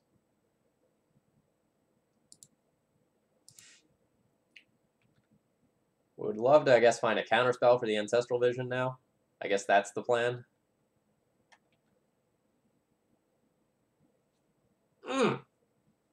Alright. Internal fist bump. Or I guess I did it so it's an external fist bump, but that was very good. That was very, very good.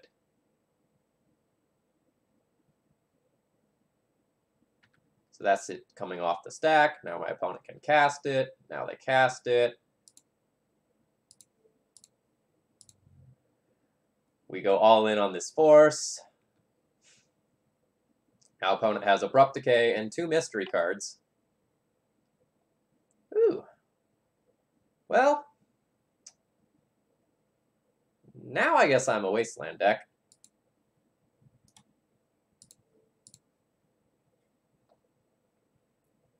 We're going to try to keep them off of black in case they have some, like, planeswalkers, like some Lilianas or something like that. I'm not really equipped to deal with any non-creature threat right now.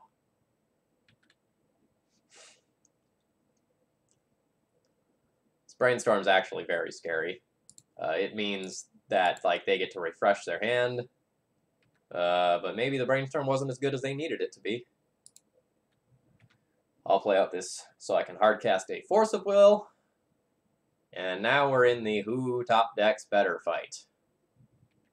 And they just Brainstormed. So I like their position a little better.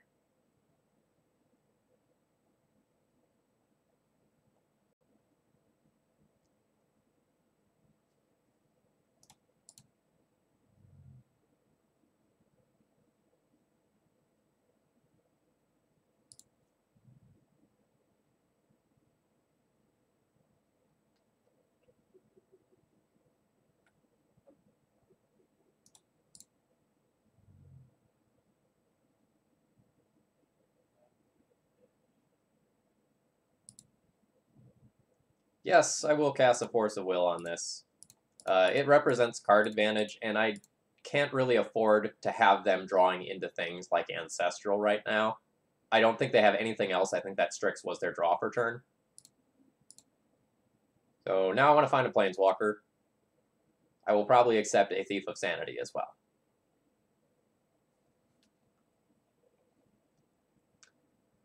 I mean, this is exactly what I'm looking for.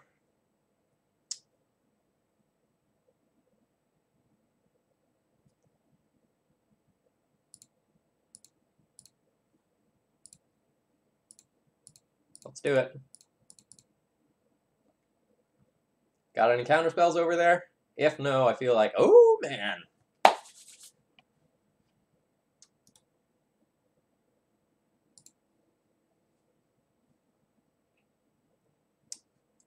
Life is good.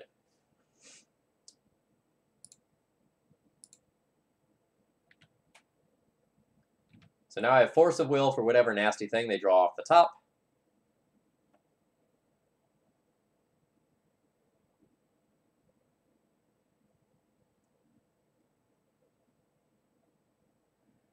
All right, here we go. A Ponder. You can have a Ponder. I'm fine with both Ponder and Shardless Agent happening.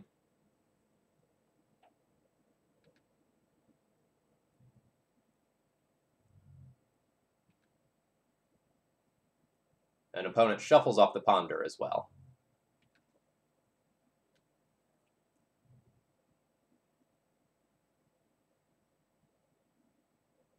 Oh! That's the game, is it?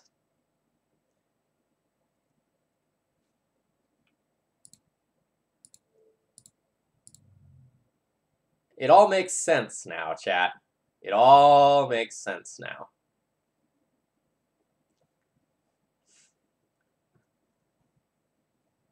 So this is not just Shardless Bug, this is Allurin, which explains some of my confusion. Excuse me. Think I should bounce their Shardless Agent?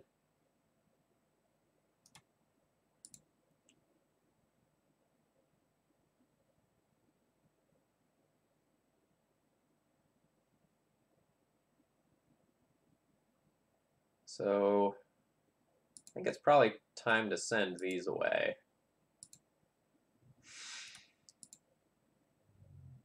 We'll fetch. Get an island. Ponder. I don't think I want more than one of these. Brainstorm's fine, but I'll probably... actually, if I find a hymn right now, it's just insane. Alright, let's go deeper.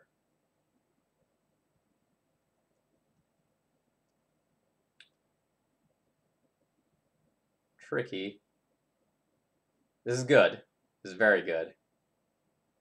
I can't, like, Baleful Strix and Counterspell with how I fetched this game, but that's okay.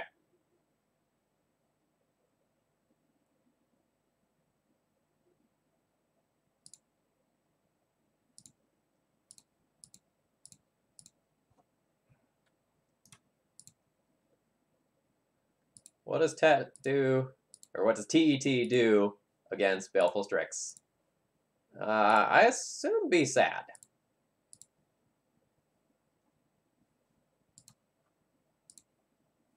I don't think I want to cast this Ponder because I'm fine with drawing the counterspell that's on top of my library.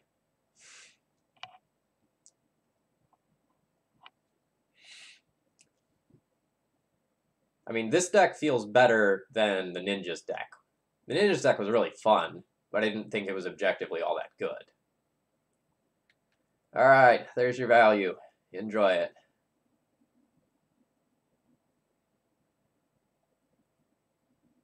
Ah, my opponent is getting so much enjoyment out of their value. They're probably going to outvalue me.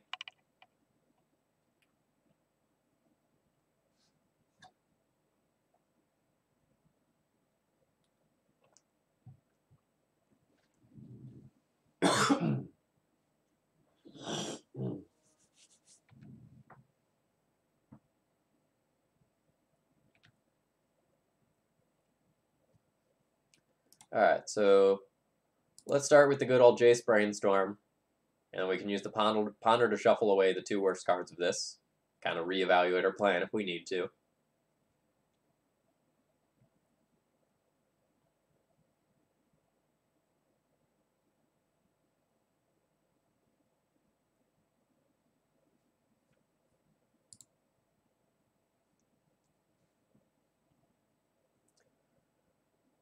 I'd really like to find another Planeswalker or a Thief.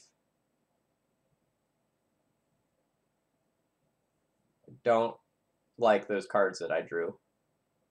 Like, I can him and attack my opponent's hand and get a 2-for-1, but they're going to be, like, ripping things like Baleful Strix and Shardless Agent off the top. So I don't really know if that's the way that I want to approach this fight right now.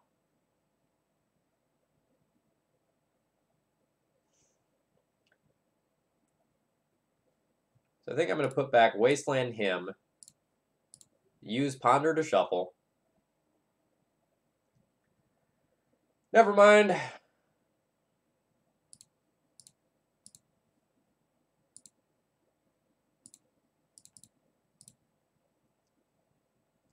Alright, now I feel like life's good. We effectively hymned our opponent using this counterspell.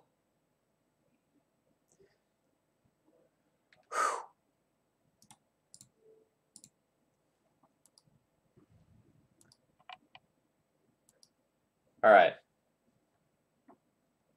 I feel like if I get to untap with both of these, my advantage may become insurmountable.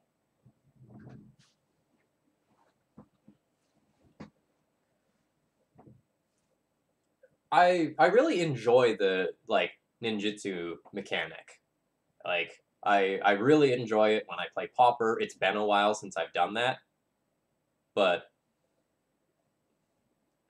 oh, that's actually kind of brutal. That gets to kill Jace.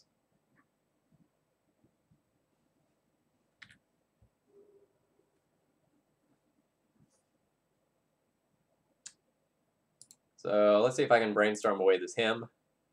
Find something sweet. Strix counts, but I'm going to have to draw all of these. I have no way to shuffle right now.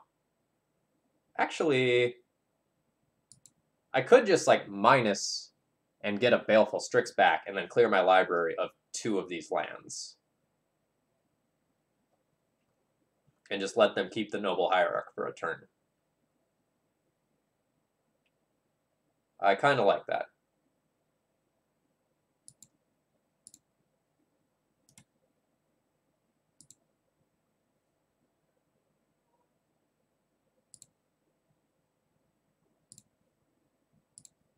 Alright, so we play Baleful Strix number 1.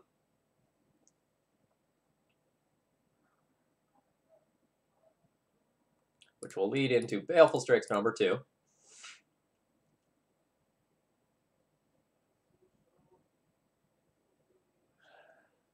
Him's not looking great.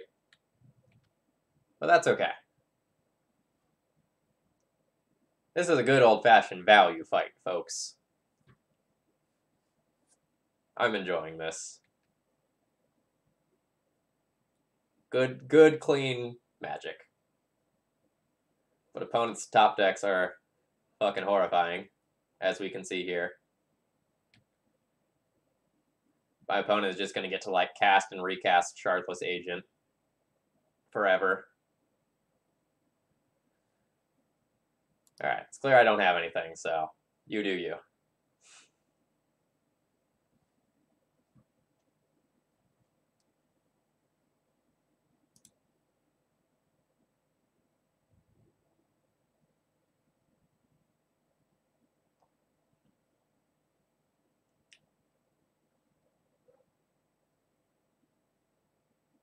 This isn't actually all that bad. Like, I can Lily plus the Cavern Harpy, make them bounce it to their hand, and then him it out.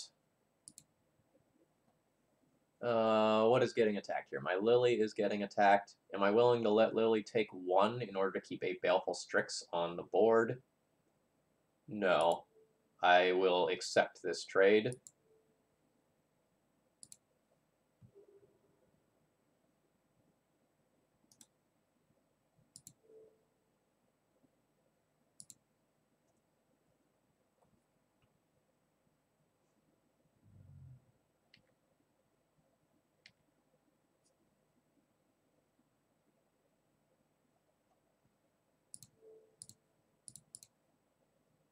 Got him.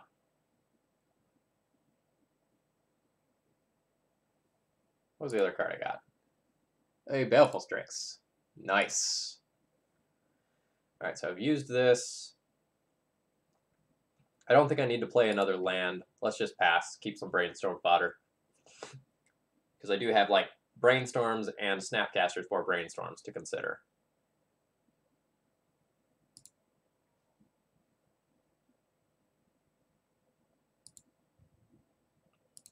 And no attack.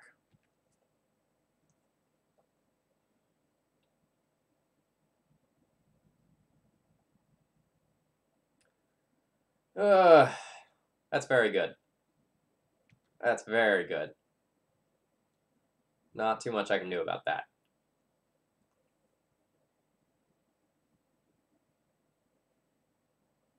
Let's see if opponent wants to trade Shardless Agent for Strix. It probably makes sense to, from their side of the table.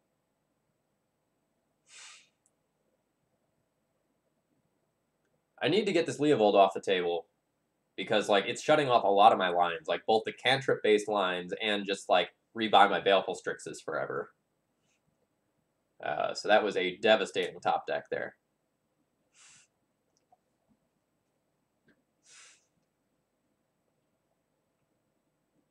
And you can see their pause. The thing is that if they, like, make this trade, then, like, an edict effect off the top, for example, gets rid of Leovold.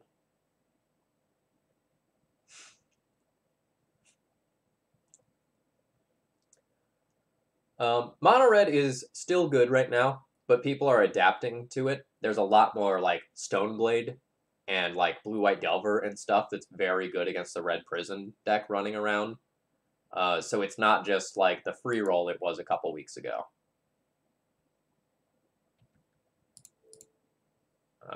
Pretty obligated to take this trade. Feels bad. Snapcaster Mage. That's got to do something. All right, so I have Snapcaster Fatal Push for Leovold. Awesome. I will need to fetch in order to make that happen.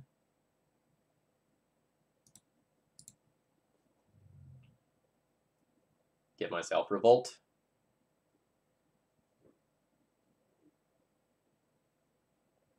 Yeah, but like for example, when I won the Legacy Challenge with it, there was like basically mono combo decks at the time.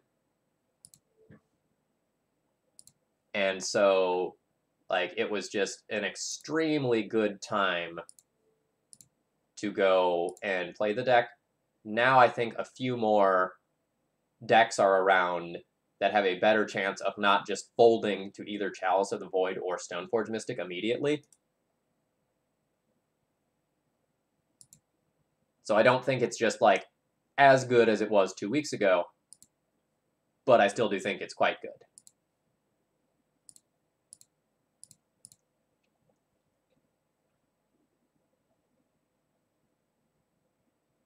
So many lands.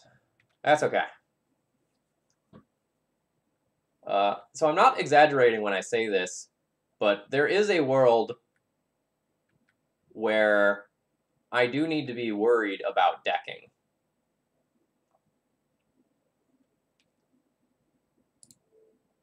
I'm down to 18 cards left. I probably should have like done this hymn last turn. It's just a land. But I forgot.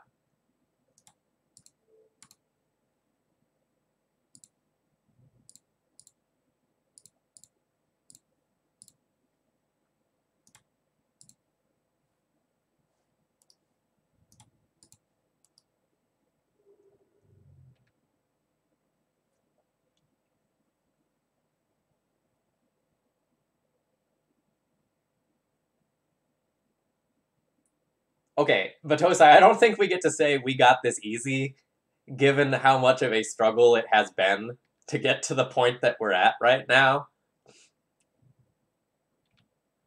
Like, this has been a crazy grind fest. So what am I doing with this snap? I guess I can, like, Lily plus in response, flash in Snapcaster Mage, then ponder after it resolves.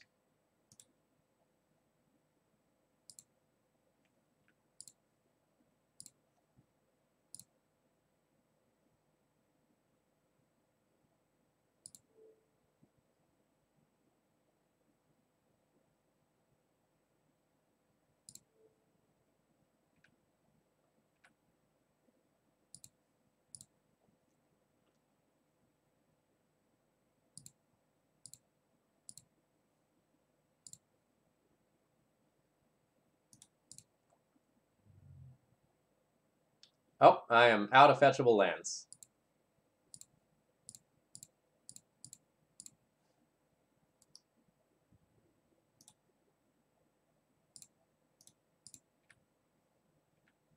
I think I forgot to activate this Lily, so I should do so.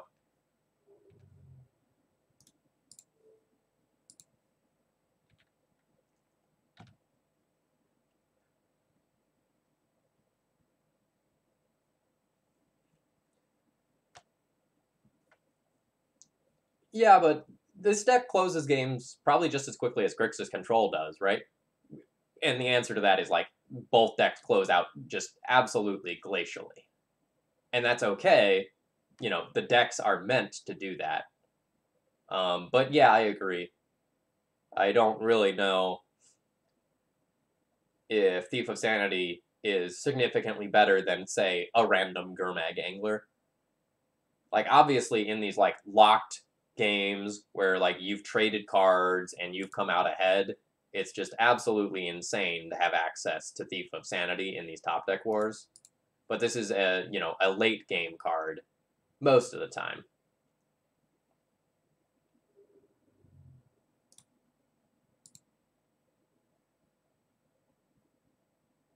Can I Ancestral?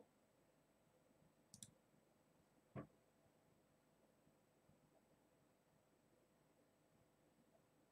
feel like that's a no. So you may look at it and cast that card. I don't think I can.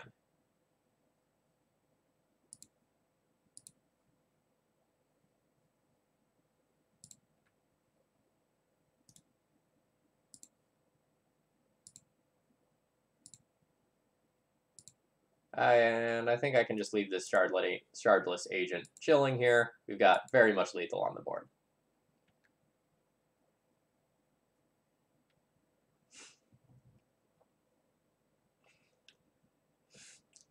Yes, I believe there is a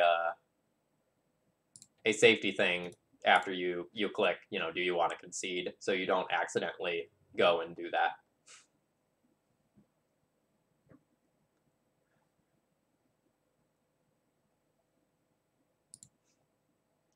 Twice as long, Goblin Lackey. Twice as long. Okay, so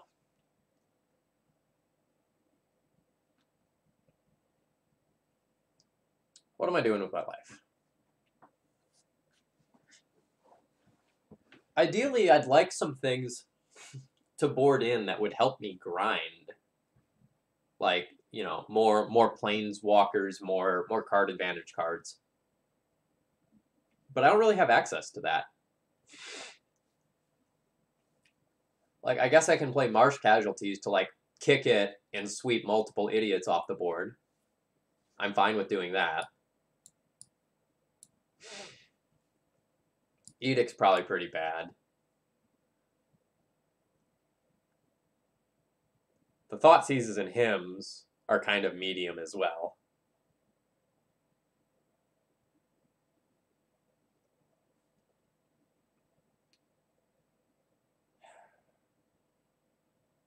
Stasis, I agree with that in that, like, sometimes I can get them with a back to basics, but, like, they also probably have, like, 4-ish basics in their deck, and I don't know whether or not they're going to be, like, playing around that.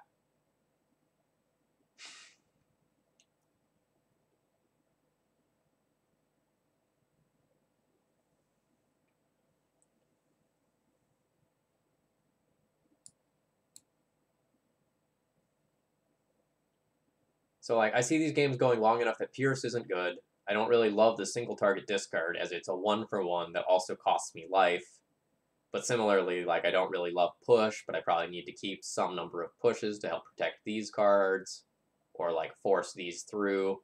It's going to be hard to get Thief of Sanity hits through opposing Baleful Strix, but I don't think I can really board them out.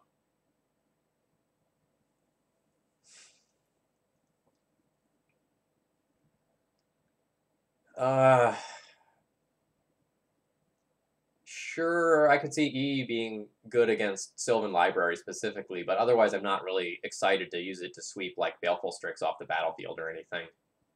And, like, I can't get up to a 3rd mana to use this to get rid of a bunch of their other threats. So I think this is one of those times where I'm essentially playing game 1 again, plus 2 sideboard cards, whereas my opponent is probably going to get a bunch of things to bring in and board out some weak removal spells.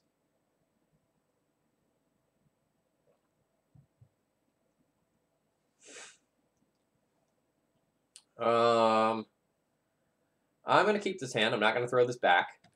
But admittedly, it's quite awkward due to Hymn to Torox while also having Island in my opener.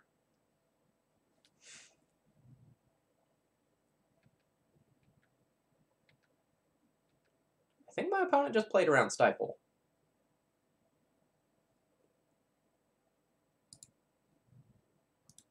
Or if my opponent has Stifle, good for them.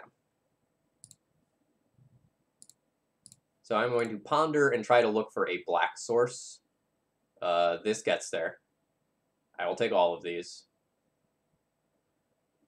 So let's put Strix on bottom, then Misty. Take Force now. Shuffle. No. I'm not really in love with forcing, but I would force, like, say, a Sylvan Library right here.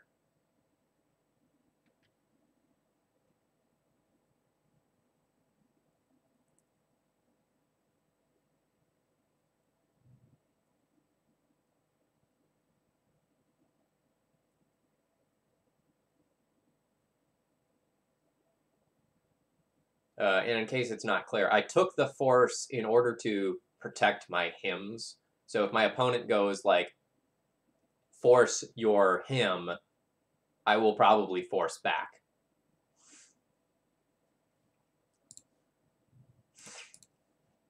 It's possible that I should have just taken the Baleful Strix and gone for the value that way. But I think I'm just going to kind of go for broke on hymns here. Ooh, we get a Baleful Strix and an Allurin, so good deal for us.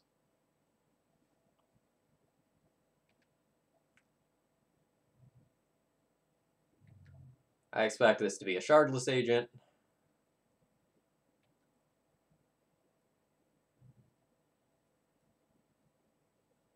I'll force a Leovold. Oh, did they just whiff? Yeah, they just whiff. They hit Abrupt Decay that they can't cast. Awesome.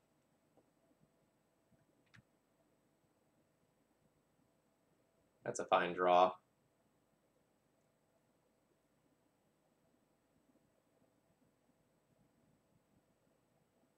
This is an awkward Ponder or Brainstorm. I'm still probably going to do it after a hymn.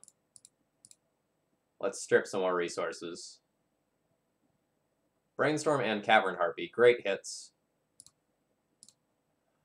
Let's ponder, try to find some more value. A Baleful Strix certainly counts. I will take a Baleful Strix and a land.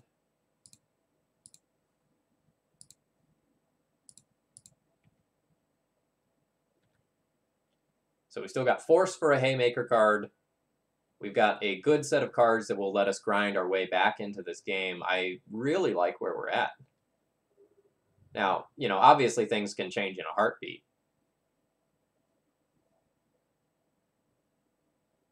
But I think this is okay.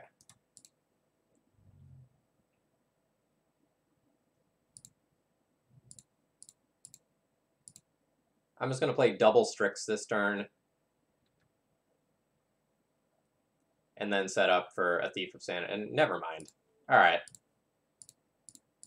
Let's just beat our opponent over the head with Hymn to Turox.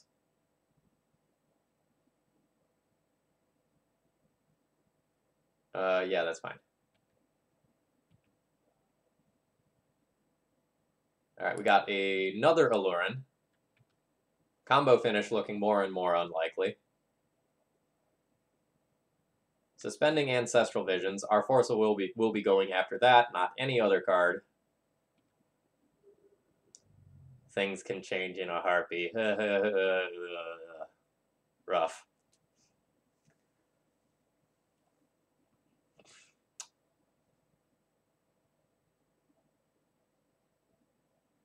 So this card is pretty okay. Let's cast this.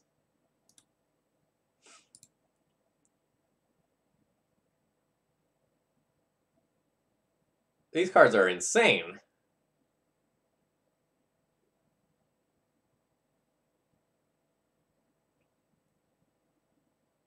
Absolutely insane. So I think I'll bury the Thief. And I guess I can like Wasteland my opponent too. Yeah, so let's put back Thief and a Lily. Play a Wasteland them. We can Wasteland them off of both double blue and double black. And the next turn play something that goes and protects the Jace. And Bob's your uncle from there. It's possible that rather than Wastelanding them, I should have just like kept the land. So that I could like play Strix and Liliana 100% guaranteed. But I think we're at least somewhat likely to Jace into another land to do both of those things anyway. Never mind. Alright. Let's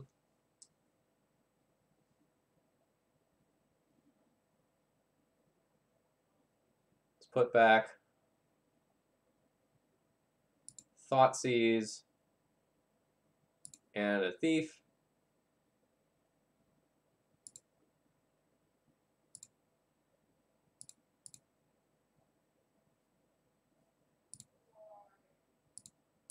Yeah, let's play out this one.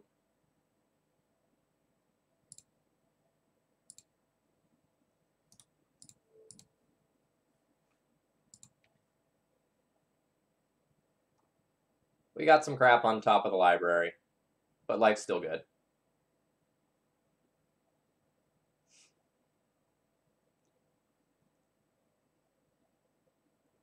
Okay, yeah, sure. If my opponent draws their top card as exactly Noble Hierarch, we'll see a repeat of what happened before. I think I'm okay with that. I could force if I wanted to protect the Jace, but like the force is probably pointed at this Ancestral Visions basically no matter what. Like that's my opponent's avenue back into this game right now.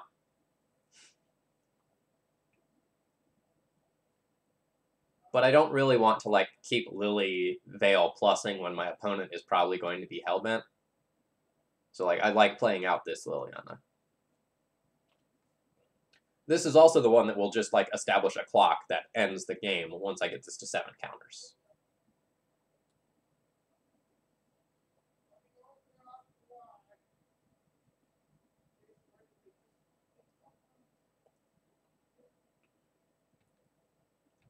I'm also somewhat likely to just like cast this Brainstorm and try to get a little bit deeper through these crap cards on top of my library.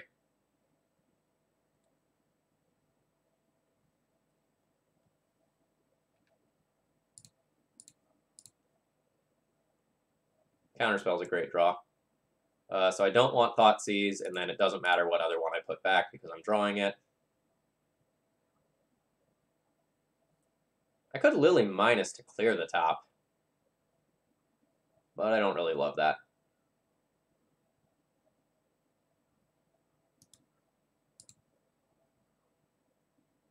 I'll find a fetch land eventually and clear the top.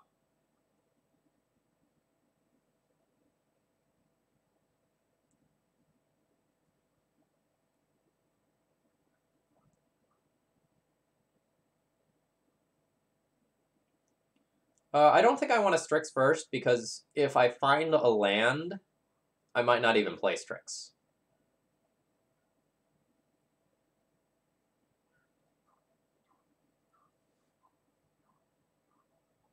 So let's put back Thoughtseize and Redundant Lily, play land.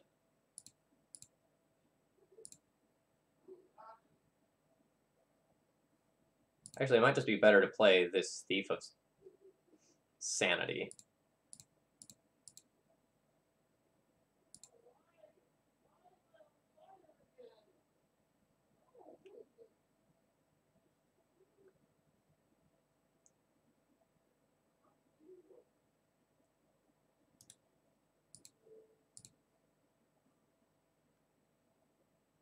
Alright. So I have Counterspell and Force of Will up. I've got this Ancestral Vision answered in 2 different ways. I've got my opponent's draws for turn answered, 2 turns away from just, like, doing disgusting things with this Lily. And Ancestral Vision's kind of annoying, but not actually all that big of a deal.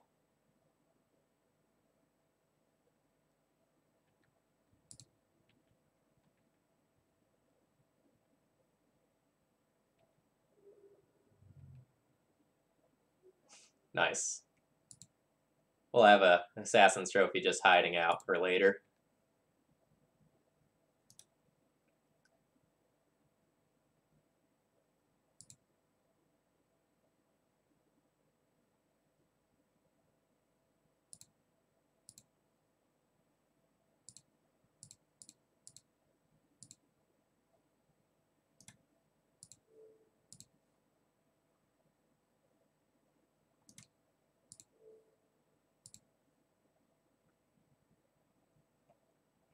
So I can hold up both Counterspell and Force of Will. I don't even really need to play out this Baleful Strix here. Got things pretty well under control.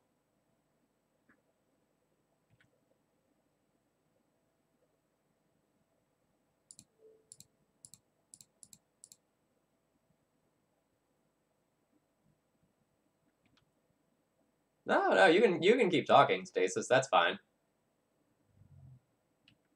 I'm kind of in a situation that's so good that I'm not really too worried about anything here.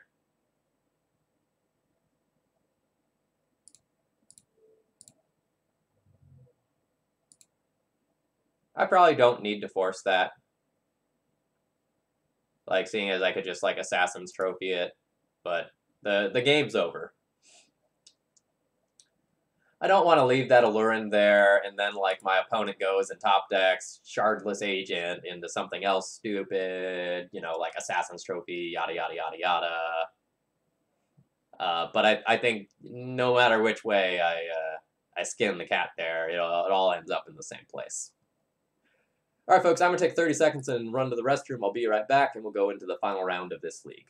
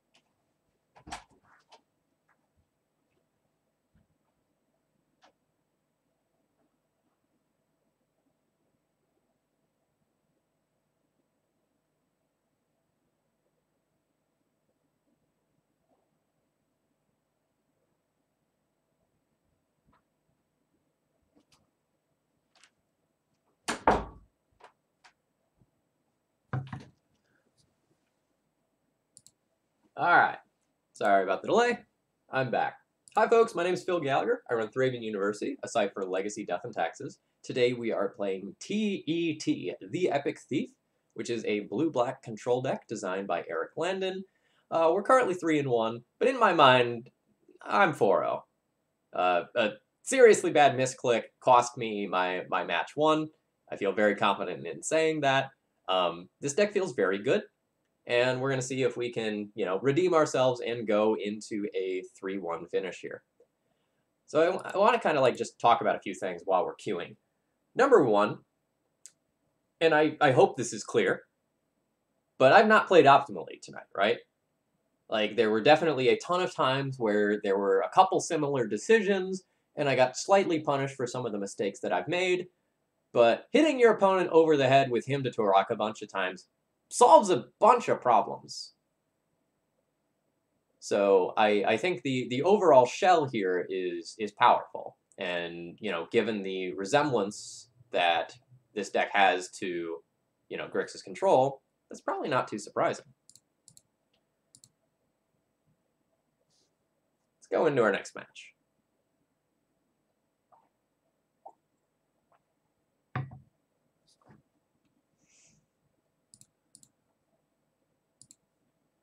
All right.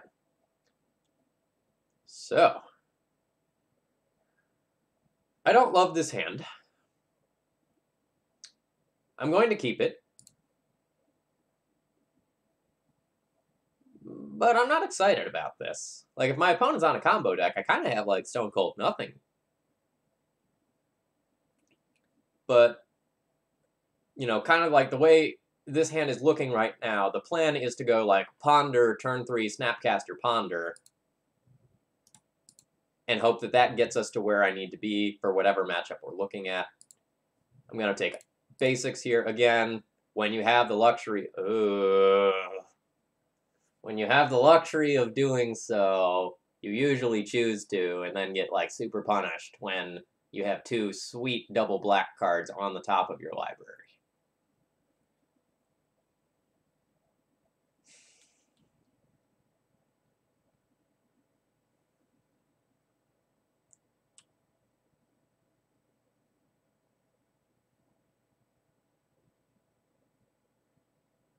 So I think I take these.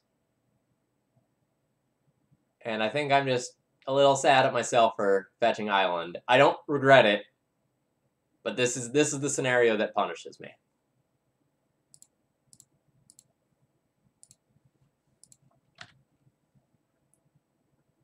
Now, a turn 3 him is not nearly as good as a turn 2 him. But let's see if it's still good enough. Scrubland. Thoughtseize. Alright. Place your bets, chat. What is my opponent playing? I've got my guess.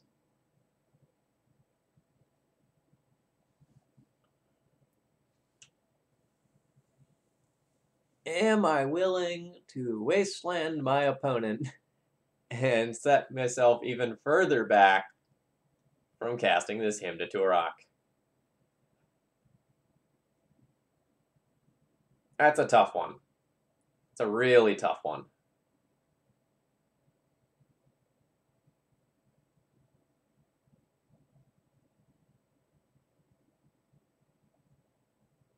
If my opponent is just like some fair Stoneforge Mystic deck, then doing this is probably good. If my opponent is some sort of combo deck, then this is probably okay.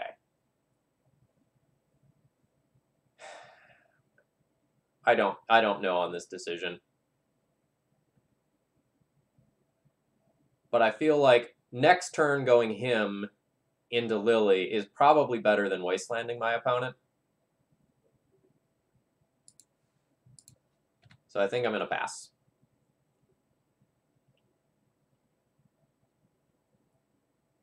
Yeah, my guess is this is Dead Guy Ale or like a 3-color Stoneforge Mystic deck of some nature.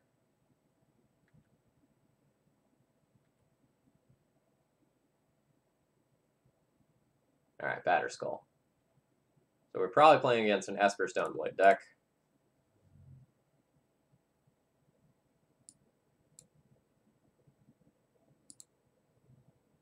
And largely for tempo reasons here, we're just going to Edict this now. It feels a little bad if they, like, play a True Name Nemesis later and I don't have an easy answer for it, but this is where I'm at. Alright, let's see if we can him away some goodies.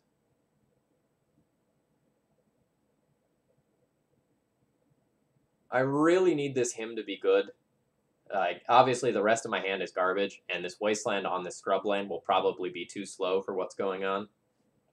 All right. We got a Ponder and a Force of Will for our troubles, so, like, we still get the 2 for 1. This is still fine, but my opponent has something worth protecting, and that's a little scary. I don't know whether that will be like Jace or whether it will be a true name. We'll kind of see. But if it's just cantrips, that's great.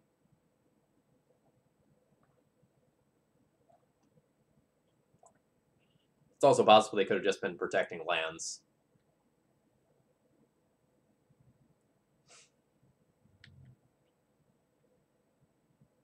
Another Stoneforge Mystic would be a touch rough.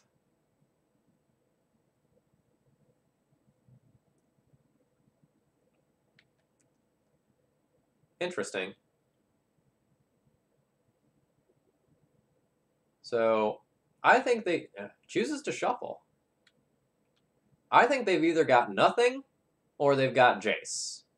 I think those are kind of the 2 extremes that I'm at right now.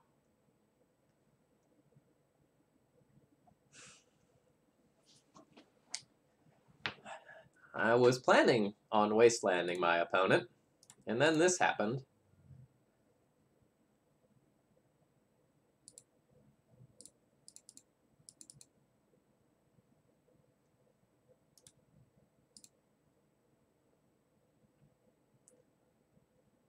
Well, my hand got much, much better.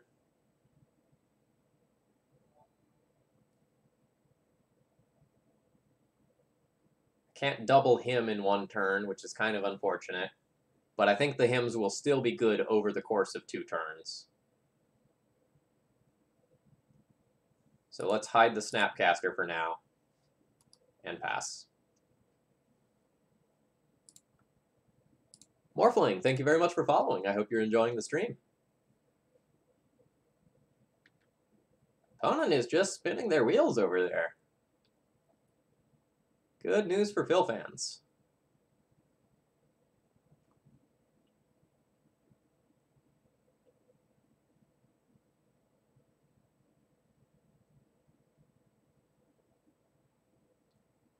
So I have Snapcaster Edict for like a Stoneforge or a True Name Nemesis. I have Hymn to Turok to sort of attack the cards that are left in hand. Feel pretty okay about life. I'm going to fetch away this Wasteland that's on top of my library. I'm pretty sure. I'm going to start with a Hymn to Turok and kind of see what happens and go from there. It's possible that I'm supposed to like brainstorm with Jace, take the Wasteland, and Wasteland them off of one of their lands since they're still stuck at 3. Oh, God. Oh, no. Oh, no. There's a Grizzlebrand in the graveyard. Yikes.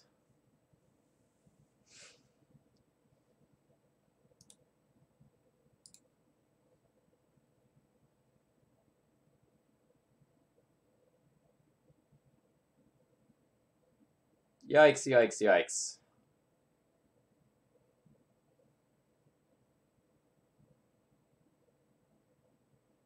I'm going to put back C and push. Let's Wasteland them. Take them off a color.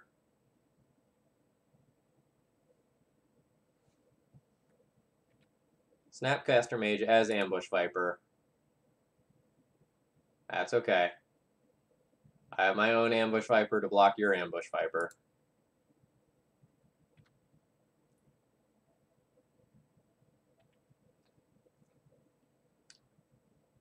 Yes, very much not Death and Taxes.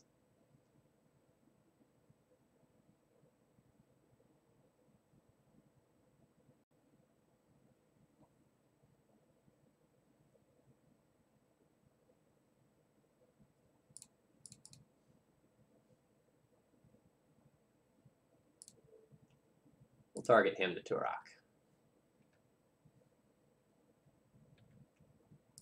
I mean, kind of the good news is that if they like go and reanimate a Grizzlebrand, I can just like Jace bounce it if I keep this Jace alive. Well, everything is fine. Everything's fine. All right. So again, Start the turn with him. See where we go.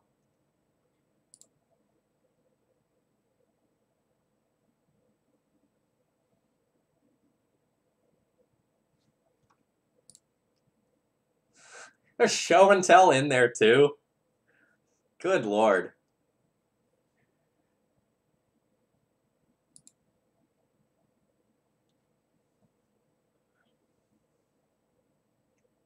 This is some sort of brood. Our opponent's doing fine with it. Like they're 4-0 currently.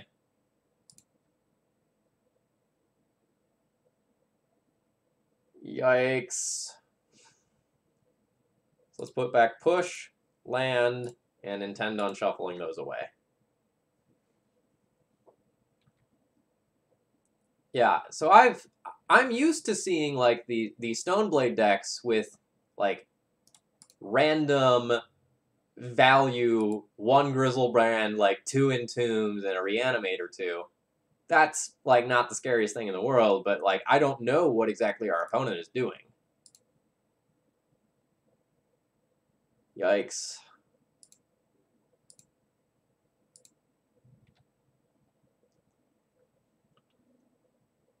Like I'm at a huge advantage. But normally I feel a little bit better about having had Jace for 3 or 4 turns unchecked.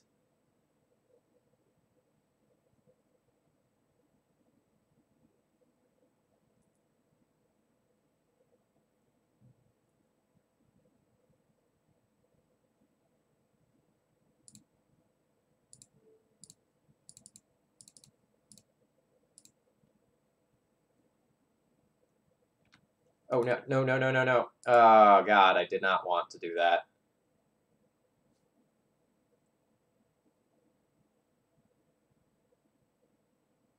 Guess I'm keeping this land this turn. So I'll just, like, take whatever 2 cards are below this and shuffle back 2 lands. Those were 2 very good cards. Wow.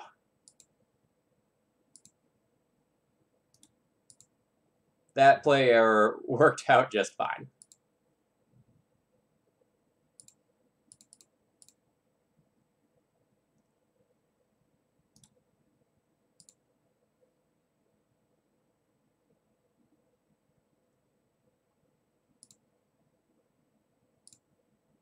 What do we get from our opponent? We got another Grizzlebrand. Alright, I will keep this Baleful Strix as force fodder. In later turns, I'll probably just play this out.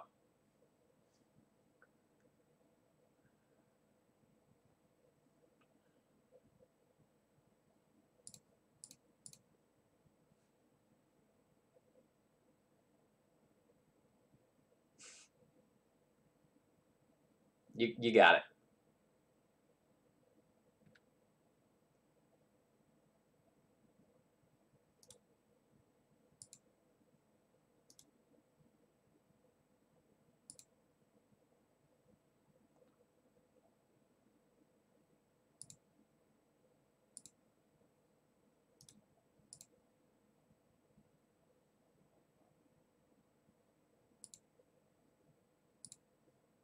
I mean, I'm also not overly impressed by our opponent's deck, but, you know, here they are. They're doing fine.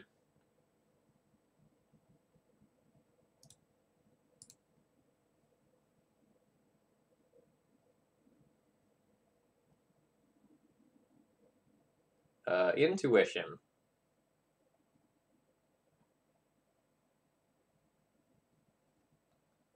So what does that do? It just allows them to put something into the graveyard, but they're already discarding it, so I think that's fine. I hope I don't regret letting that resolve, but I think this is just deck thinning. Like, Grizzlebrands are already in the graveyard.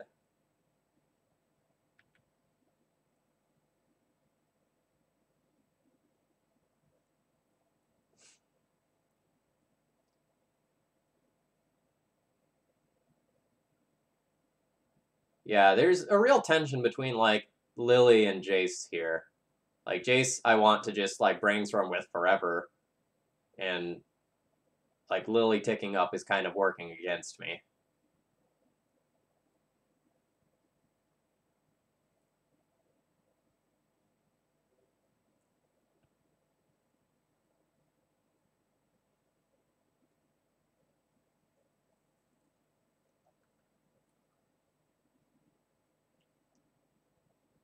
I definitely feel like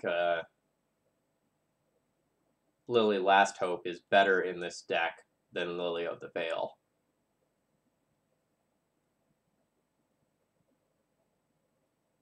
Yeah, if they get like 3 copies of Lingering Souls, I will feel super bad for my decision to not Force of Will.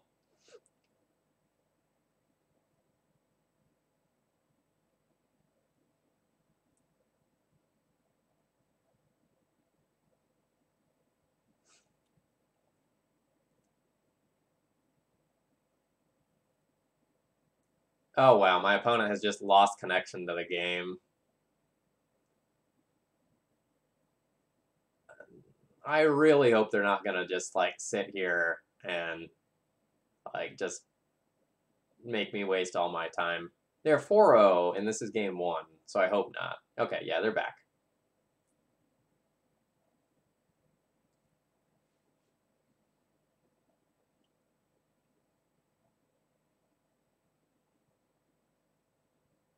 Yeah, like, Terran, obviously, like, I like this deck. I feel like this is a powerful deck, so I don't necessarily think it's, like, bad. It's just, like, right now we're winning pretty hard, and we're seeing some tension in the deck list.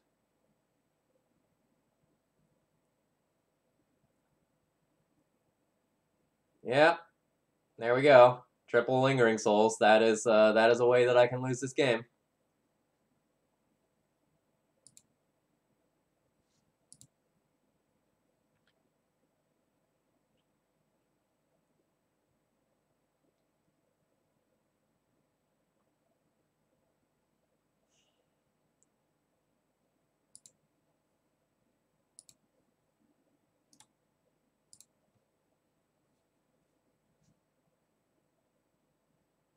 Yikes.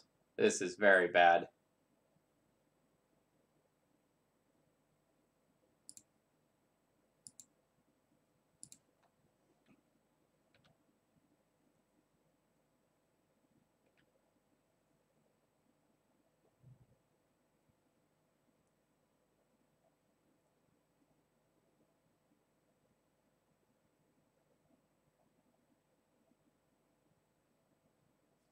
So I'm going to cast this Brainstorm purely to get 1 card deeper here.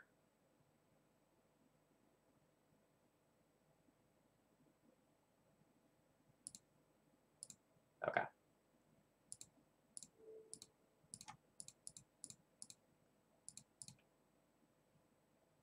All right. So let's take that out. Now I can waste them off of black.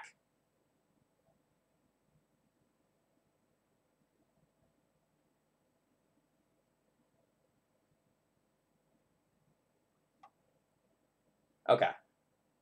This might be the time where I just like cash in the Liliana of the Veil and go like, this is good enough. Just like split their lands into 2 piles.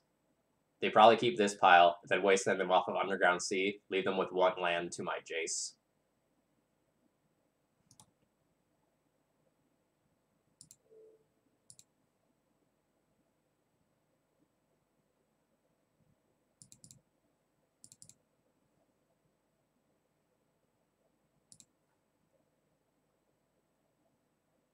So I think they're very incentivized to keep the one that can Lingering Souls.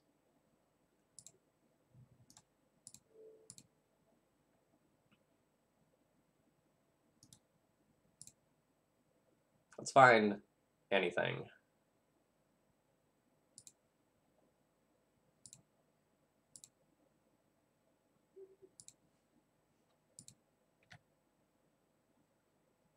All right, so now I just need to like kind of dodge a top deck land. Nope.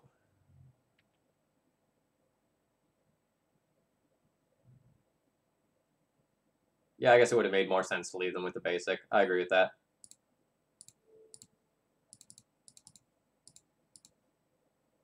I'm kind of playing in respect of my clock here because I think this match is going to go extremely long. Okay, there we go. There's some threats.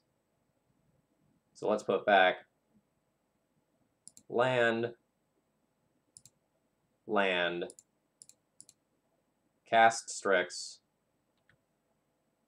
draw a land, play a land, fetch, get a sea, play a thief, and have Force of Will, pitching a Jace available as a line, which I will probably very aggressively take.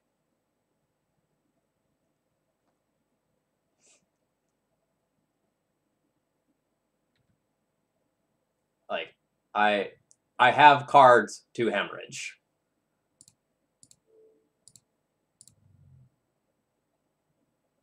Like, Jace is giving me a card every turn. Thief of Sanity is going to give me a card every turn.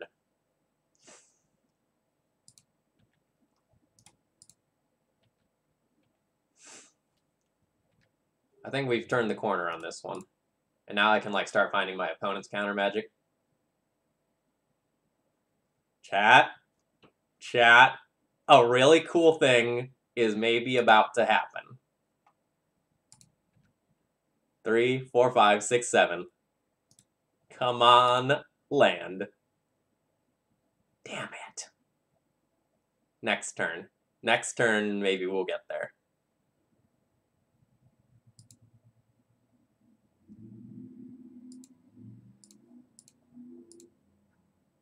Oh, I'm gonna do it. I'm gonna do it.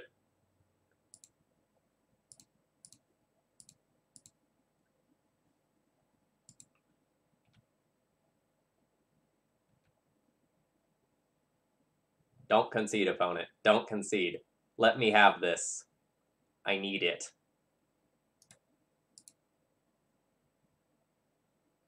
Damn it.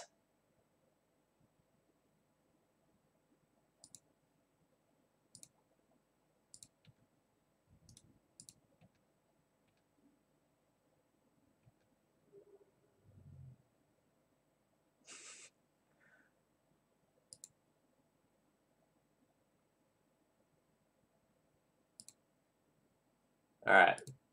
We have a handful of cards available to us. Let's play out...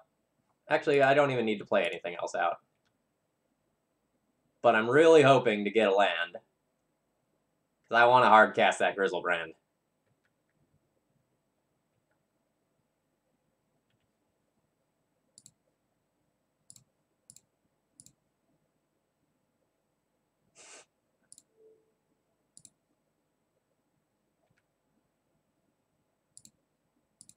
Alright, let's find a land. Alright, we found a land. Perfect.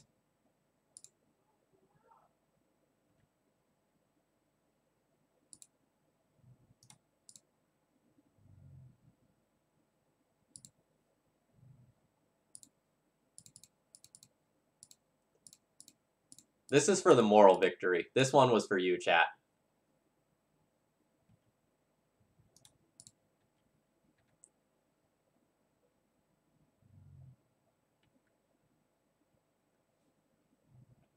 Don't you take away my Grizzlebrand. Don't you take away my Grizzlebrand.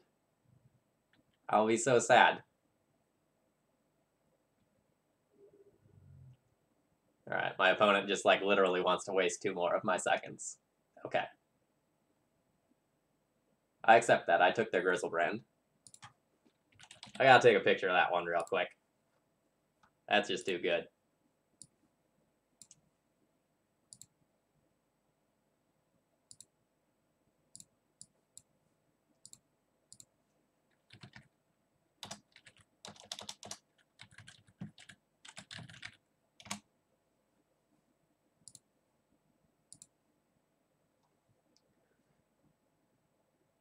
Alright.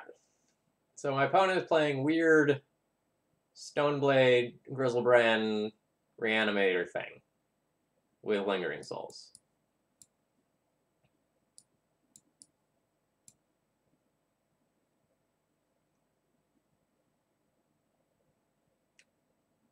I feel like most of my cards are pretty good. Like, Lit End of the Veil can be kind of awkward because it's like a way to help them discard the Grizzlebrand, I guess. And it, like, it's pretty bad against Lingering Souls as well. But at the same time, if they're just playing like stupid idiot true name Nemesis, then I really want to have access to this.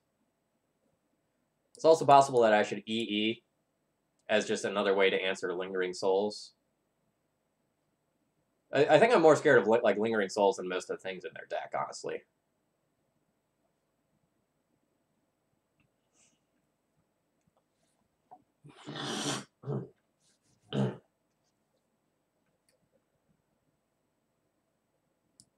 So I feel like I should maybe trim Lily of the Veil. Maybe trim a push.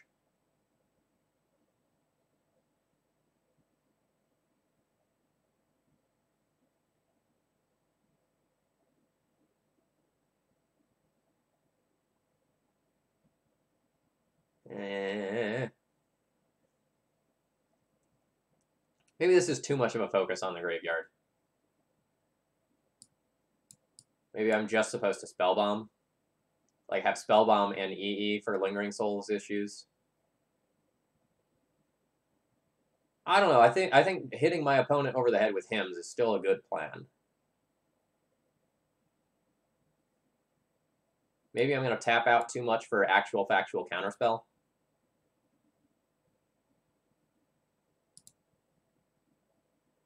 Let's try this.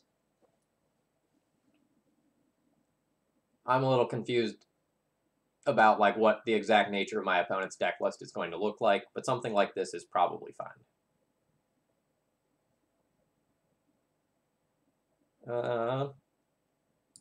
Yeah, I'll be keeping this hand. It's not too exciting, but like we have lots of tools.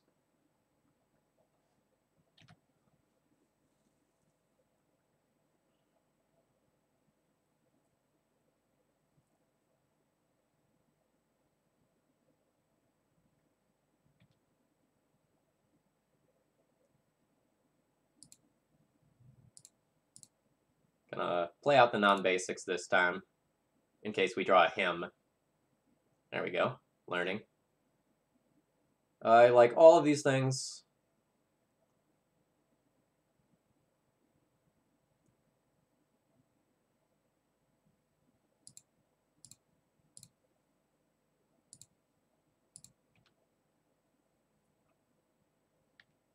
So I love getting to hymn my opponent on turn 2. We're not going to fetch away the Jace that we left there. We want that.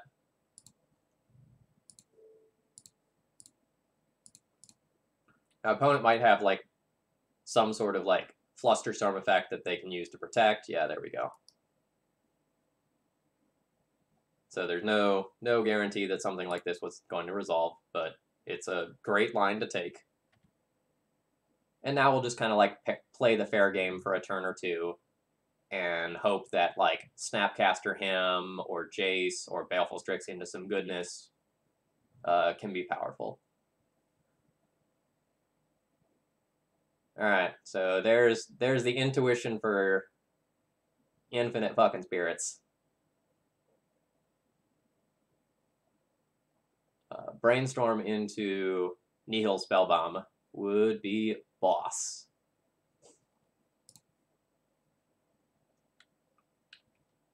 I'm assuming that intuition is like a one of, and our opponent has just drawn it twice. All right. Well, I like all my cards. I don't foresee myself wanting to brainstorm in the next couple of turns. I think my turns are just going to be like play Baleful Strix into Baleful Strix into Baleful Strix right now.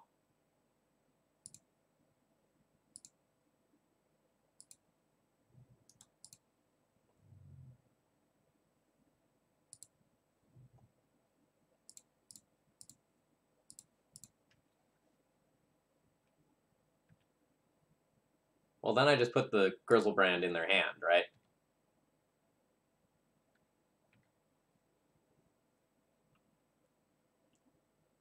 I don't even know if their entire deck can produce 4 black.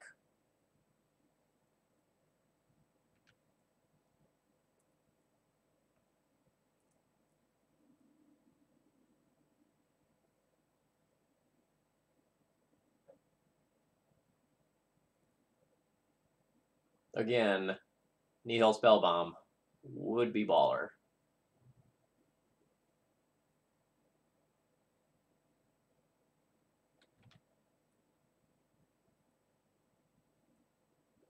But lands, we get those instead.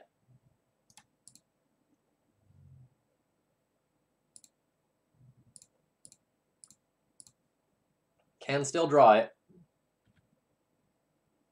Nope. I'm fine with forcing a set of Lingering Souls. That's something that's totally reasonable. No attacks with our Strix. We are clearly the defensive player here. Got 6 more tokens to get through. Because presumably we trade, you know, half of 2 Strix for half of their Lingering Souls. And we have 6 more in the graveyard to deal with. Force of Will, pitching Snapcaster Mage, gets rid of 1 set. Then I get to play Jace Brainstorm. Again, you know, maybe try to find this Spellbomb.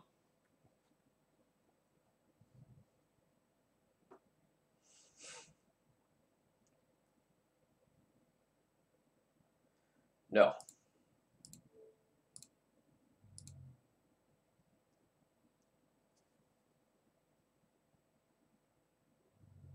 Yikes.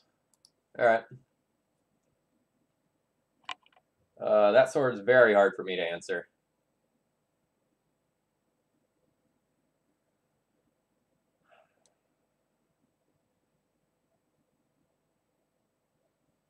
I probably still need to Jace Brainstorm. It's just going to feel extremely bad.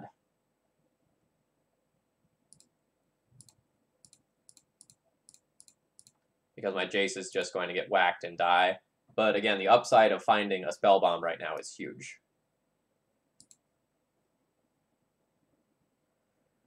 Or this could happen.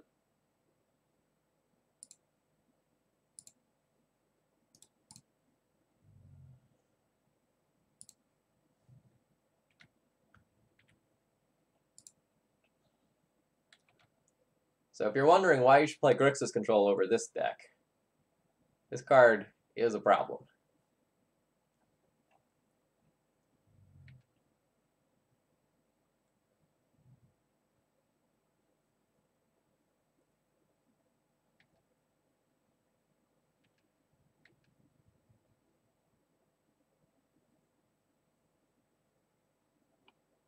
Oh wow, they are just attacking me.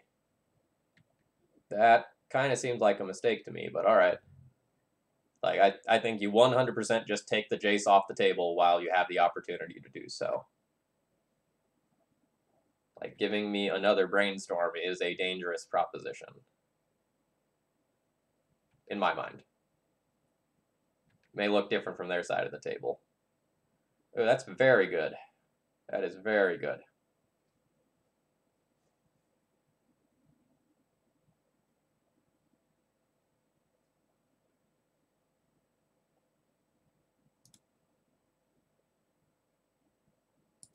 Let's still try to, like, brainstorm our way out of a bunch of these lands. Technically, that is doing the job.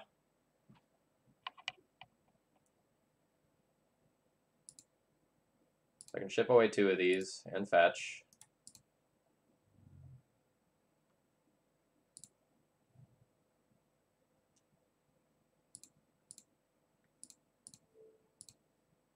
It's him them. Doesn't feel great given the fact that they have Sword of Fire and Ice on the table, but it is what it is.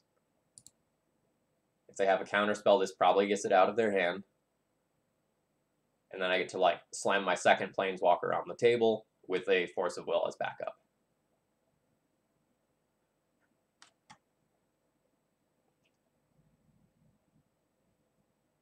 So now, if I can find something to, like, get the spirits naked, then, like, these lilies should deal with it.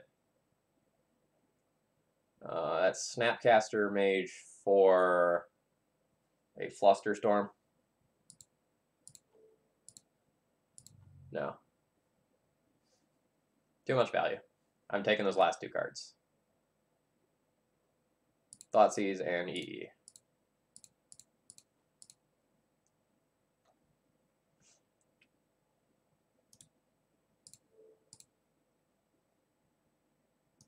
so I use that.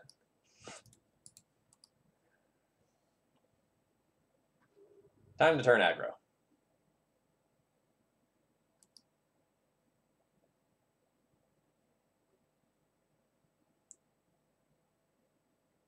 It's very possible that I'm not supposed to force that. But I think I've got some big problems coming down the line. And if I let my opponent keep more cards, I think that compounds the problems that I already have.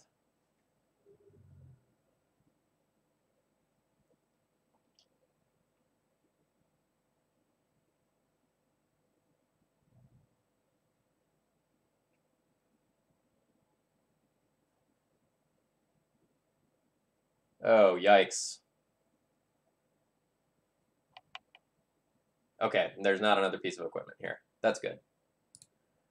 All right. So let's play a Strix. Not entirely sure what I am looking for. But it is not any of that. I think I need to find engineered explosives. So I'll take the Ponder.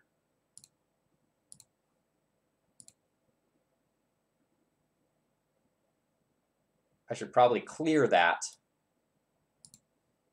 and try to find this EE. Because I think I win,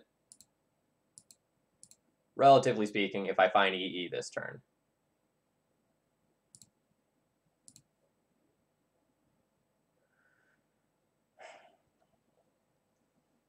Yikes.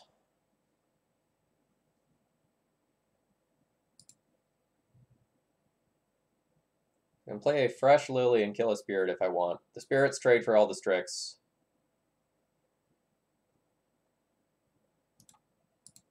But I guess just playing the Thief of Sanity is better.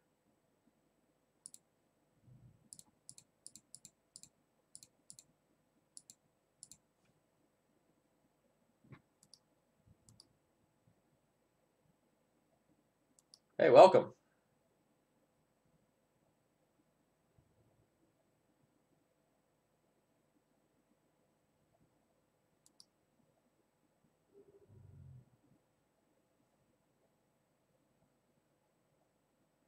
So I need EE to take the Spirit Army off the table, and then I feel pretty good. But if opponent just finds like a Force of Will off this Ponder, and they can protect whatever they have going on over there, I feel like I'm in trouble. All right, so that was a shuffle for a random card.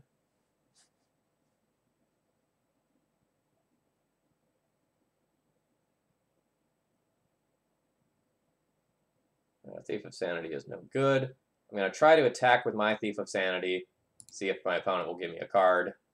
I doubt it.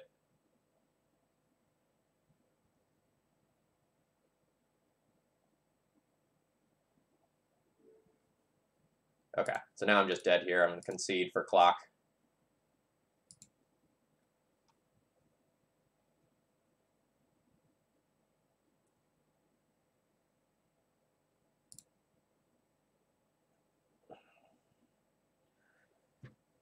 So I guess that real question is still like, is my opponent really on that one intuition, or are there more copies of that? Like, I kind of want to play Surgical in fear of just like losing it that way again, but I don't think this is all that great, except exactly on Lingering Souls. Yeah, maybe it's just better to play Marsh Casualties. I could buy that. I think I can probably trim a Snapcaster in order to do that pretty safely.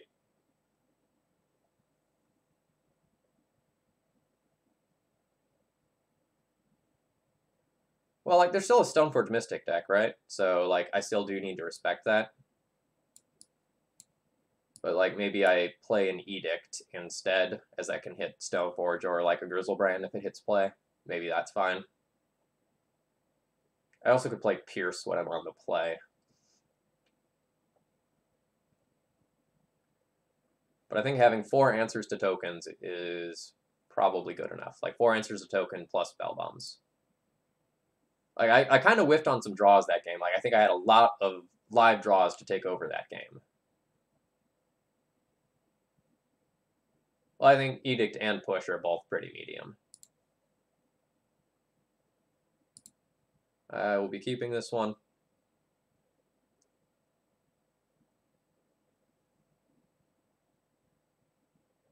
This is just going to be like him, you, hope you die.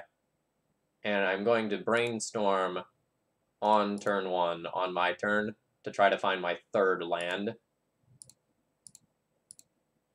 so that I can curve out naturally. And I did.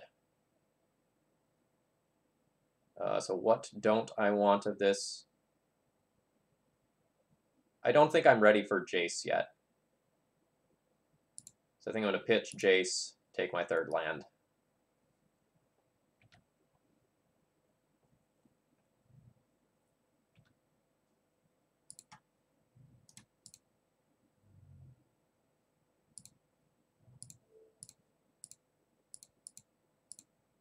Him before I make them discard Lingering Souls. Alright, Counterspell and Swords to Plowshares. Good stuff.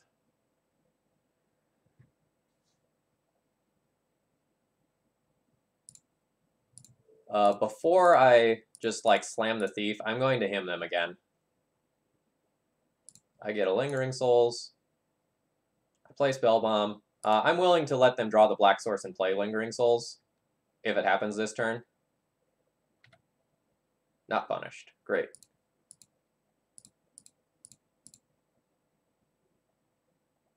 I've got Thief of Sanity. I'll pass the turn here.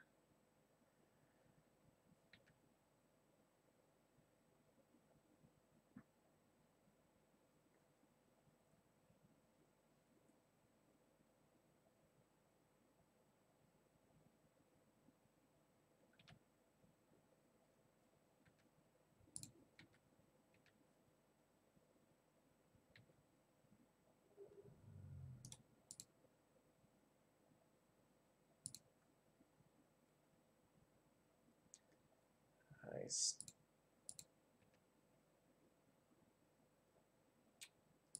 I still think I'm just going to Strix here.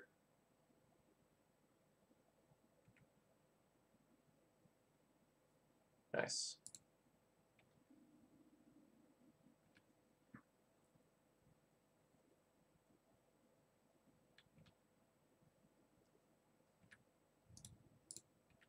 Hymn to Turok, proven as a great Magic the Gathering card here.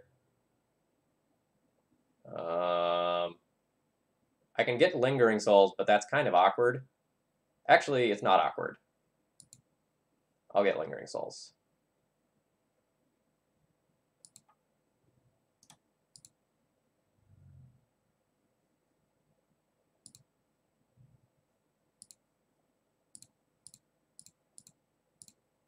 So I get to cast Lingering Souls, and now I can Nihil Spellbomb, draw a card, and exile both of the copies of that are around. That's pretty sweet.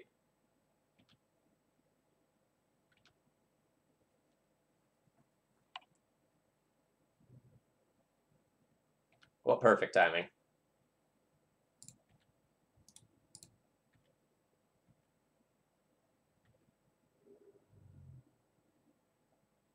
Oh, damn. I'll take a Council's Judgment.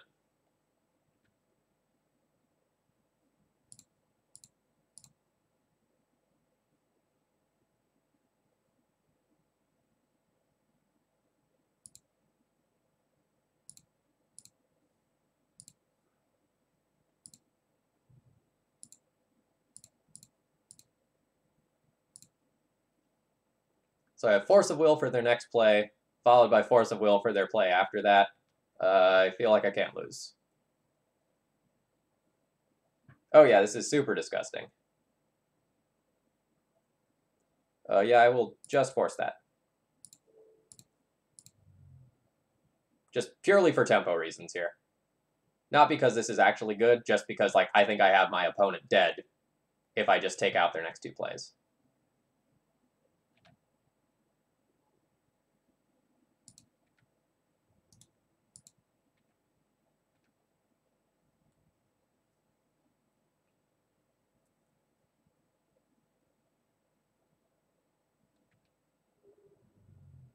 I get 2 more Thief triggers. Oh god, a Sword of Fire and Ice. Deal.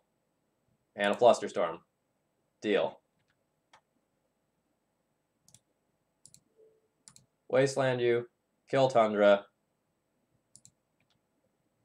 Have Force and Flusterstorm and Edict up.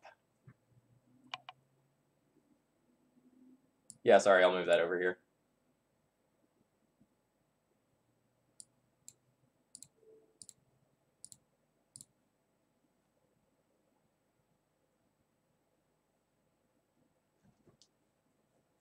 All right. And we got the 4-1, in my mind, effectively 5-0 tonight. This deck is awesome. I do think it has weaknesses. Like, Thief of Sanity is kind of medium in the beginning of the game. Like, especially in the game ones when your opponent still probably has a bunch of spot removal in, like, it can just, like, be taken off the board early on and not necessarily get you the same level of value that, like, your Planeswalkers might be getting you. We saw the awkwardness between, like, having both Lily and Jace at the same time. We saw the awkwardness of really having trouble answering equipment because, like, EE doesn't go up to 3 to answer it, and we don't have something like Abrupt Decay or Culligan's Command to lean on. But, like, overall, the shell is definitely fine.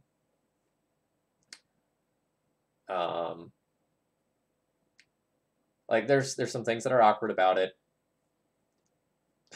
Like, maybe I was aggressively fetching Island too much. Like, I got punished for fetching it on turn 1 one time. And there were other times where, you know, I was at the point where I had 5 or 6 lands in play.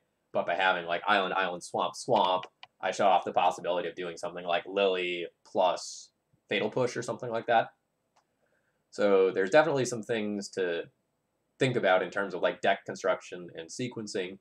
But I don't necessarily think that I played perfectly tonight. I think I played well, but certainly not perfectly. Like, I made clear mistakes and I owned up to them. But I think this deck is good. No, I opted to play this deck. I've been chatting a little bit with Eric and some of the other grinders about it, and, like, it looked like a really fun meme deck to play. So, like, why not give it a go? Okay, so kind of where do I stand at the end of the night about this deck? I think it's good, but I don't know that I would be more comfortable playing this in a tournament than I would playing Grixis Control. Like, there's a lot of Stoneblade floating around right now. And in paper, there's frequently a lot of Death and Taxes as well. You know, maybe the deck isn't at, like, the absolute best positioning as of right now, but, like, I think Stoneforge Mystic is an incredibly powerful card in Legacy right now. And I think this deck maybe does not have the real hard answer to equipment that it needs. So it may be worth it to just, like, not play Wasteland, play, like, 2 red lands, and then play, like, 2K commands in the sideboard or something like that. That would make me a lot more comfortable with the Stoneforge base matchups. Generally speaking, the deck closes a little bit slowly. Thief of Sanity is a pretty strong finisher versus combo decks, though, because, like, you can do things like rip their disruption from their decks. Like, if you're playing against something like Ant, you can use the Thief to, like, take their discard, or if you're playing against something like Show and Tell, you can go and, like, take their Flusterstorms or Pierces. So, like, this is a deck that has real potential. And I had a lot of fun playing this tonight. And I hope you all enjoyed watching it. So that's going to be it for me. I'm going to be back on Saturday. If you enjoyed this content, please consider doing something to support my channel. Donation deck lists are, you know, back in business. I'm mostly done being sick. You know, still a little sniffy, but whatever.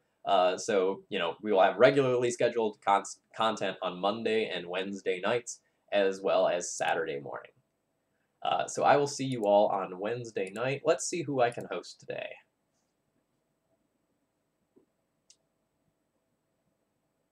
I'm going to host some random small streamer who has literally 1 viewer right now.